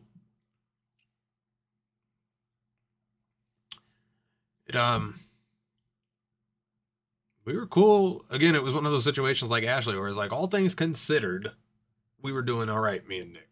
He would lay on the bed, I'd be chilling on my computer. By this point, as stupid as I know how stupid this is, but I brought my computer with me, and I don't know how I still have it, because all the shit that I went through down there. But I had my computer, so I would set up with like one of my monitors and my keyboard and stuff, and we would just chill, just waste the day away. And he So at this point, like I said, I had stopped caring. So I was downstairs at one point, and I remember I was looking for Molly. I hadn't had Molly in a while, and I felt like having some Molly. So I put the word out that you meet one person there, and they're all. It was a fucking. It was like a drug hotel. You know what I'm saying? Like, no question. It was like there's no way the people running the place didn't know. I mean, it was kind of nice for what it was, but it was definitely a drug zone. But anyways, there's a black dude downstairs. He texts me and he's like, I got the shit. So I come downstairs. I gave him $20. And he's like, yeah, man, it's that hard. I didn't know what hard meant. And it looked like Molly. Okay? So I get upstairs. I snort the shit. And I'm like, man, this isn't feeling right. Like, just the feeling of, like, it just felt gross. And, like, because I've had Molly before, but this just didn't feel right. And then I started, like, my heart started beating really fast. And I look over at Nick, and I'm, like, sweating profusely. And I'm like, man. And he's like, bro, what did he give you? I'm like, Molly. He's like, I'm like, he said it was that hard, whatever. He's like, bro, that's crack. Okay, I didn't know that hard was Florida for crack. Okay? So, and it was like a good gram of this shit, too. Like, I snorted a whole lot of fucking crack. And so I start to panic. And I remember I had tried every exercise. I tried to drink. I tried to do anything to slow my central nervous, and it was not happening.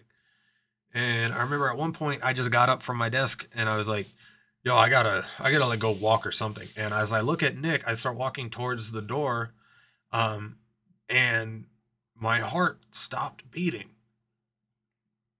I know that because I know it's unmistakable. You don't realize that you feel your heart beating until it stops beating. Like, have you ever had your heart stop for like it skip a beat, and you're like, whoa, that's what happened, except it didn't keep beating. And I lost the ability to inhale or exhale. So I just started like grabbing things and like trying to indicate to Nick, like, yo, like, what the fuck? And he was heroined out and stuff, but he was coherent enough to see what was going on. So he gets on the phone or whatever. I think he was calling 911, and I just collapsed. I just remember like I had lost all my everything. Okay. And in my head, I'm like, I'm fucking dying. This is it. You know what I'm saying? And I knew why. It was my fault. And this was it. So I just collapsed into the corner. I had like my suitcase and some clothes there, and I collapsed there. And when I came to, the first thing, and this is what makes me know that was what happened, is that I flatlined, is because this happened. I learned later that this happens to, this is a across the board thing for a lot of people that this happens to. I remember it felt like I had been gone forever. I don't have a memory of being anywhere or going anywhere. I just remember that when I came to, even though in this world, in this reality, I had only been gone for, according to Nick, maybe like 3 minutes I was out. But you can ask him. This is the reason why I said, because I want to say that I have some sort of receipts for this, and his existence is my receipt. He said that I was only out for like 3 or 4 minutes. But the first thing that I asked him was, how long was I gone? because I just remember this feeling of like, it was almost like a feeling of coming out of surgery or something. Like, I had no idea. I just know that I was out for a while, like a long time. I remember I remember it felt like if he had said, it's been about a month, I would have been like, damn. So let me know what did I miss? Like, what's going, like, what happened? It wasn't even what happened. It was like, how long was I out? Then we separated ways, but I'm still staying down there, and I meet Tiana. Well, she went by the name Bianca. It's worth noting that everybody in Florida, nobody goes by their actual name. Everybody has an alias. So I meet Bianca. She's a girl downstairs by the pool. I originally just wanted to fuck, so I invite her up to my place, and she starts telling me about her friend Jay, who I met shortly thereafter. Jay is a fucking asshole, and he is the reason why I lost my old phone and phone number. This was later. This is like mid to late 2020. He he was taking full advantage of me, and this is when I learned a very important part of myself is when there's bad people out there and they're taking advantage of me. It's not that I'm not aware of it, but I almost just want to see where it goes because I'm interested in getting to the core of everything. No, I'm not an astrological person, but I know people who are, and one of them is a friend that I've been talking to lately, and he said that that's like a Scorpio thing. I'm a Scorpio. I don't know what that means, but apparently that's a Scorpio trait. But I like to get to the core of everything. And so when this guy started taking full advantage of me, like he realized it doesn't take a rocket scientist to realize that I have money. Okay, I don't flash it. I'm not flaunting about it, but be around me long enough, it's you can tell I'm not broke. And he started taking full advantage of that, and he kidnapped me for a little while and tried to get me to sell my computer. Um, really not much to say about it. He just like we got into his car one time and he just started taking me places. And like when we'd get a hotel room and I'd start to like feel safe there, he'd find a way to fuck it up to like get me kicked out. And like when I finally put my foot down and I stopped letting him in the room, because at one place like we stopped at the hotel and I went up in the room and I just didn't open the door anymore, and that was the end of our relationship. That was the end of us talking. Uh, he um, he filled the toilet with like just an absurd amount of toilet paper and like paper towels. And I was asking him from the other side of the door, I'm like, what is all this shit? He's like, it's a prank. I'm like, bullshit. Like, you're trying to fucking get me kicked out of here again so that you could have me in your car and just drive me around aimlessly for another few days. Like, it's not like he forced me to do anything. He just restricted my ability to not be around him. And whenever I was around him, I had to be spending money because he would find situations to put us in where I needed to spend money. And when we were out of money, he would try to get me to pawn my computer. And at one point, we actually got into a pawn shop, and I had to pretend like I didn't know the login to my own computer to get the guy to not sell it to. Like it was a fucked up situation. Then I somehow ended up in what's called a flop house. Now this was the last sober house that I went to. Sober living is 20. It's new age for it's 2020 for a halfway house. So the cycle that you'll see it in Body Brokers in the movie, but the cycle they'll put you in of rehab, they'll never actually you're never actually done in rehab until you put your foot down and say you're done. Because first you go to detox, then you go to rehab, then you go to then you go to sober living, then you go to outpatient, then you go to like they hook you up. If you want, you can stay in a recovery circle forever. It just means you're constantly being tested and you always have mommy and daddy over you. And most of your income is going towards paying them to take care of you. So unless you put your foot down at some point, you're always going to be stuck in there. But I had a halfway house that would accept me. A halfway house is a place where you have some freedom. You have a car, you have your computer, you have your laptop, you have your phone, you have whatever. But you're getting checked regularly and at random times, like drug tested. and you have to have a curfew, and you have to be out of the house by certain times as well. So if you don't have a job, you're looking for a job, or you're doing something productive. You're not just sitting up in the house all the time. Um, I ended up at what's called a flop house, which is everybody there was relapsing. We were all good at not making a big deal about it. Um, so that when the people who ran the place, they talk to the taxpayer people that actually run the place, they make it seem like we're all nice in here. But everybody knew everybody was fucked up there. Like, it was, they'd be like, "Did you go to your meetings? Did you go to your meeting?" "Yeah, I did." "All right, cool." Like, no, neither of us did. Like, you didn't either. Like, hey, shut up. So that's when it got the worst for me because I couldn't drink, but okay, so this was early 2021. Okay, this is when I got at my worst. So I'm staying at this place in Florida. Like, this is the place that like XXX died and stuff. Like, this is like, it's not a good place at all. There's nothing inviting. There's nothing nice about Fort Lauderdale, Florida. And I remember, and by the time it was, I remember, okay, no, actually, my first day of 2021, I was at a somewhat nice, I was at a somewhat nice halfway house. So we're living, whatever. But I got kicked out because I thought I was being smart. Because I realized that alcohol is in NyQuil. I had a brilliant idea. Instead of buying alcohol and getting caught for that, I'll just drink NyQuil, and if I get tested and blow for that, I'll just say I didn't know that alcohol was in it. Genius idea until the guy found that I had drawers full of NyQuil. I was drinking so much goddamn NyQuil, and I know how dangerous that is because of all the acetaminophen. Okay?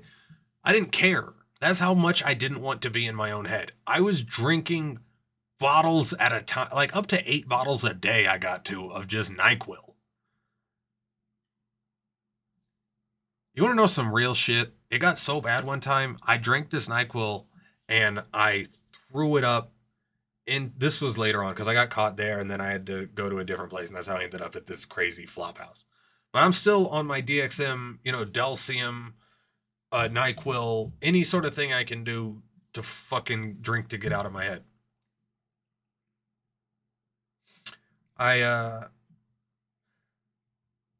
This is how you know I'm on some real my mom shit, like real drug addict shit. So I was drinking the NyQuil, Delcium, whatever, and I threw it up in a trash can that I had in there under my little desk. Because you're supposed to have roommates and stuff, but at this place, if you paid like double, like if you paid the price of 2 people, you could have your own room. So I did that, and I threw up in this thing. And later on that night, I'm like, I'm not like I need to go to a hospital. So I went to a hospital again, and I got out. Like they didn't take me in. They didn't put me up in a room. They just checked me out, said you're all right, gave me a prescription for some shit that I was never gonna get, and sent me back. So when I get back, like a day later, they because like I said, they didn't admit me, but I still got some sleep there. But I got back the next day, and the next morning I get there, and I closed the door and I looked at the trash can, and I knew what I was going to do, and I did it. I just drank my own regurgitated day old NyQuil Delcium DXM mixture with stomach acid out of the trash can.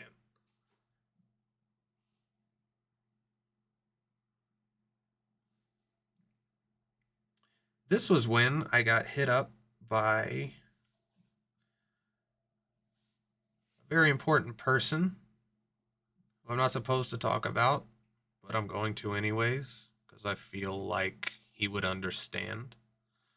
Um, the Joker, Ethan.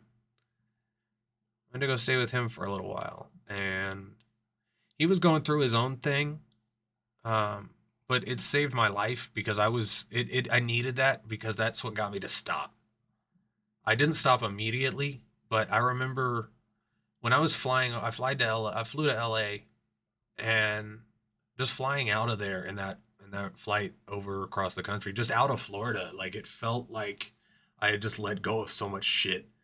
And while things didn't work out in the long run while I was there, because he was going through so much shit himself, he was going through a divorce with his wife, and he was getting kicked out of his current place and stuff. And it just, the time didn't line up down there. You gotta understand, I've been working with the Joker for a long time, but this is my first time like in person.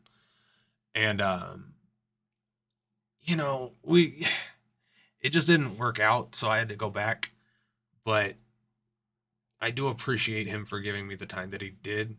Um, But yeah, I tried to kill myself after that because it didn't work out. I had to go stay in a hotel for a little while in Florida, or I'm sorry, in California, and I couldn't get a fucking ride anywhere. So I'm like trying to get into this hotel down the road, but I couldn't find the way, and I was just so fucking tired. And at some point, I'm using everything that I have is in this suitcase, and I'm using it as a pillow to sleep on the sidewalk outside of a convenience store that won't let me in because it's closed, but it's fucking freezing out here. And I'm scared and shit. And it's fucking LA. I get into the hotel and I get up to the ninth floor. It was like a Sheraton. It was really nice. Um, and I decided while I was there, I was like, at some point while I'm here, I'm not going to leave this hotel room. I'm going to jump off this balcony.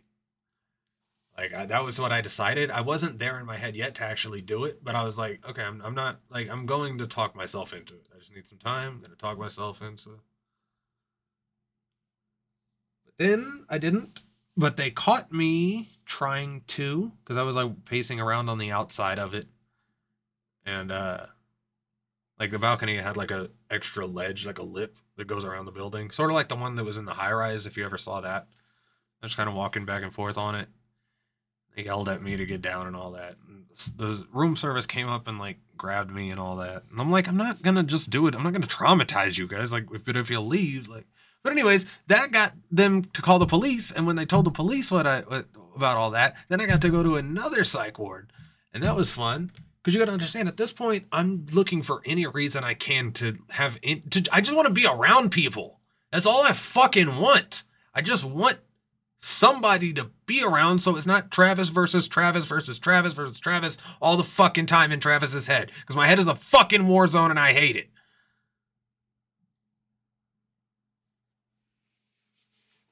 I get back here. I get back here in November 2021.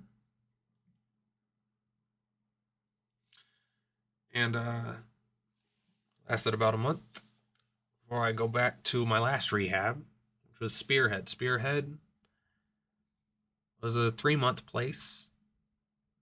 They wanted me to do 4 months, but things were fucky with their billing and all that, and like they tried to fuck me financially. Like they're like, we'll let you do. They tried to make a deal with me at one place, and then they sent me to another, and they didn't hold up their end of the deal, and it was just some weird shit. And I'd already done like 3 months, and I'm like, I don't need this 4th month shit. Like I'd already gone through my 12 steps. I had already, well, not you can't really do your 11th and 12th while you're there, but I had done 10, and it was apparently it worked because while I didn't get clean immediately when I got out of there, um, I stopped drinking liquor, and then the last time I drank was a few days before St. Patrick's Day. I call St. Patrick's Day my sober date just because it's easier to remember. But I was in the hospital that day, and I remember thinking like it was ironic that like I'm in the hospital not drinking on. And I remember thinking it would be ironic if that ended up being my sober day. Because I had never actually tried to get sober. Because that's the thing, I was never ready to get sober. Like even the first time I went to rehab, people sent me there because they didn't know what to do with me, but I wasn't ready to get sober. I wasn't done. Because even if I had no problems going on in my own head, I still had a party phase to get through. I'm young. I wanted to get that out of my system. So I did. I think it's safe to say I got all the drunken partying out of my system. And I went to the hospital for the last time in March. And I was there for, I want to say, 11 days.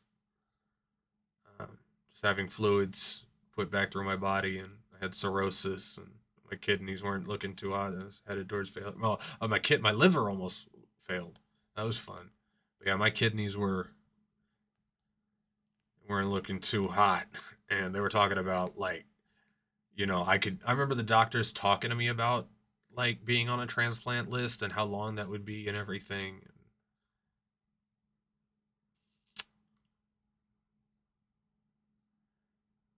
Um, but yeah, last year I don't remember any of last year at all. 2020 was just like, so I got back in November of 2021, but when I was laying out the timeline for this video, like I have no memory of last year because I thought that I got back from Spearhead in November of last year. But that was November of 2021 by all calculations. So 2022, like it was just, or I mean, I'm sorry, I got back from Florida in November, then I went to Spearhead in December, then I got out in March. But apparently, when I got, like, that wasn't, so yeah, I drank 2022 completely away. I'm sure if you told me something about the year, I'd remember, but I don't remember anything, man.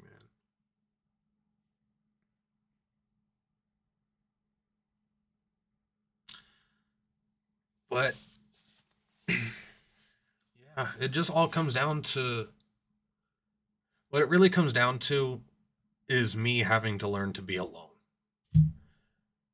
Because think about it. At first, I was somebody's son. My mom died, but then I was somebody's partner. Now she's gone, and now I'm alone and homeless. And I don't know where to go from here. I don't know what the next step is going to be. Um, I like going around to local venues. I like to battling and just freestyling and stuff, and just like spitting my writtens and all that. Like I love live performing more than anything. That's awesome. I love doing that. So anything I can do to keep doing that is good. Other than that, though, I'm just in here just writing. I've written a whole lot. I've written a whole lot of shit. Whole lot. But there's one thing I've done that I've done. There's one thing productive I've done. I've had some fucking time to write, and I have a whole lot. I wasn't going to talk about it in this video, but another reason that I'm not uploading here anymore, especially as far as my music goes, is because you'll find somebody on SoundCloud stole all my shit and is now re-uploading it under different titles and different names and stuff. And it's like, I don't copyright my stuff on here, but I thought that, because obviously anybody who would do that is a fan of mine, but I thought that I had a cooler fan base than that. I thought I could trust you guys. The fact that I give you everything for free and that I don't make a cent off of this, I thought that there was some sort of honor in that.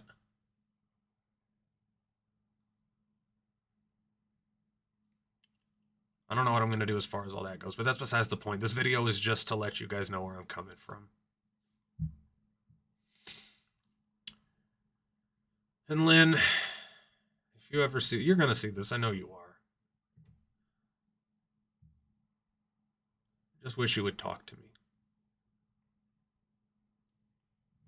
I fantasize about it. I don't even believe in God, and I pray for it sometimes, like just in case something hears me, so I don't have to fucking be alone for another day. I just want to talk to you, just face to. I just want to have one sit down conversation with you, face to face. Just and I really don't feel like that's too much to ask, and you know where I am.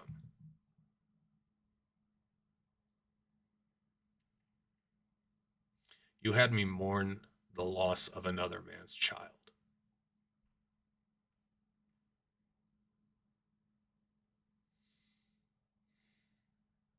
Fuck the fact that I paid for the abort. You had me. You want to know where I've been for 5 years? That should That should explain it. That should.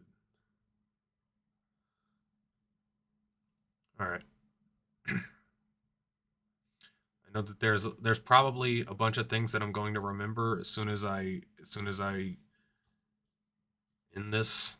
But like I said, there's going to be addendums to this video. But that's okay. Now I can stop thinking about this and get this out of the way. That's where I'm at. That's where we're at now. And I'm happy to be back. Thank you.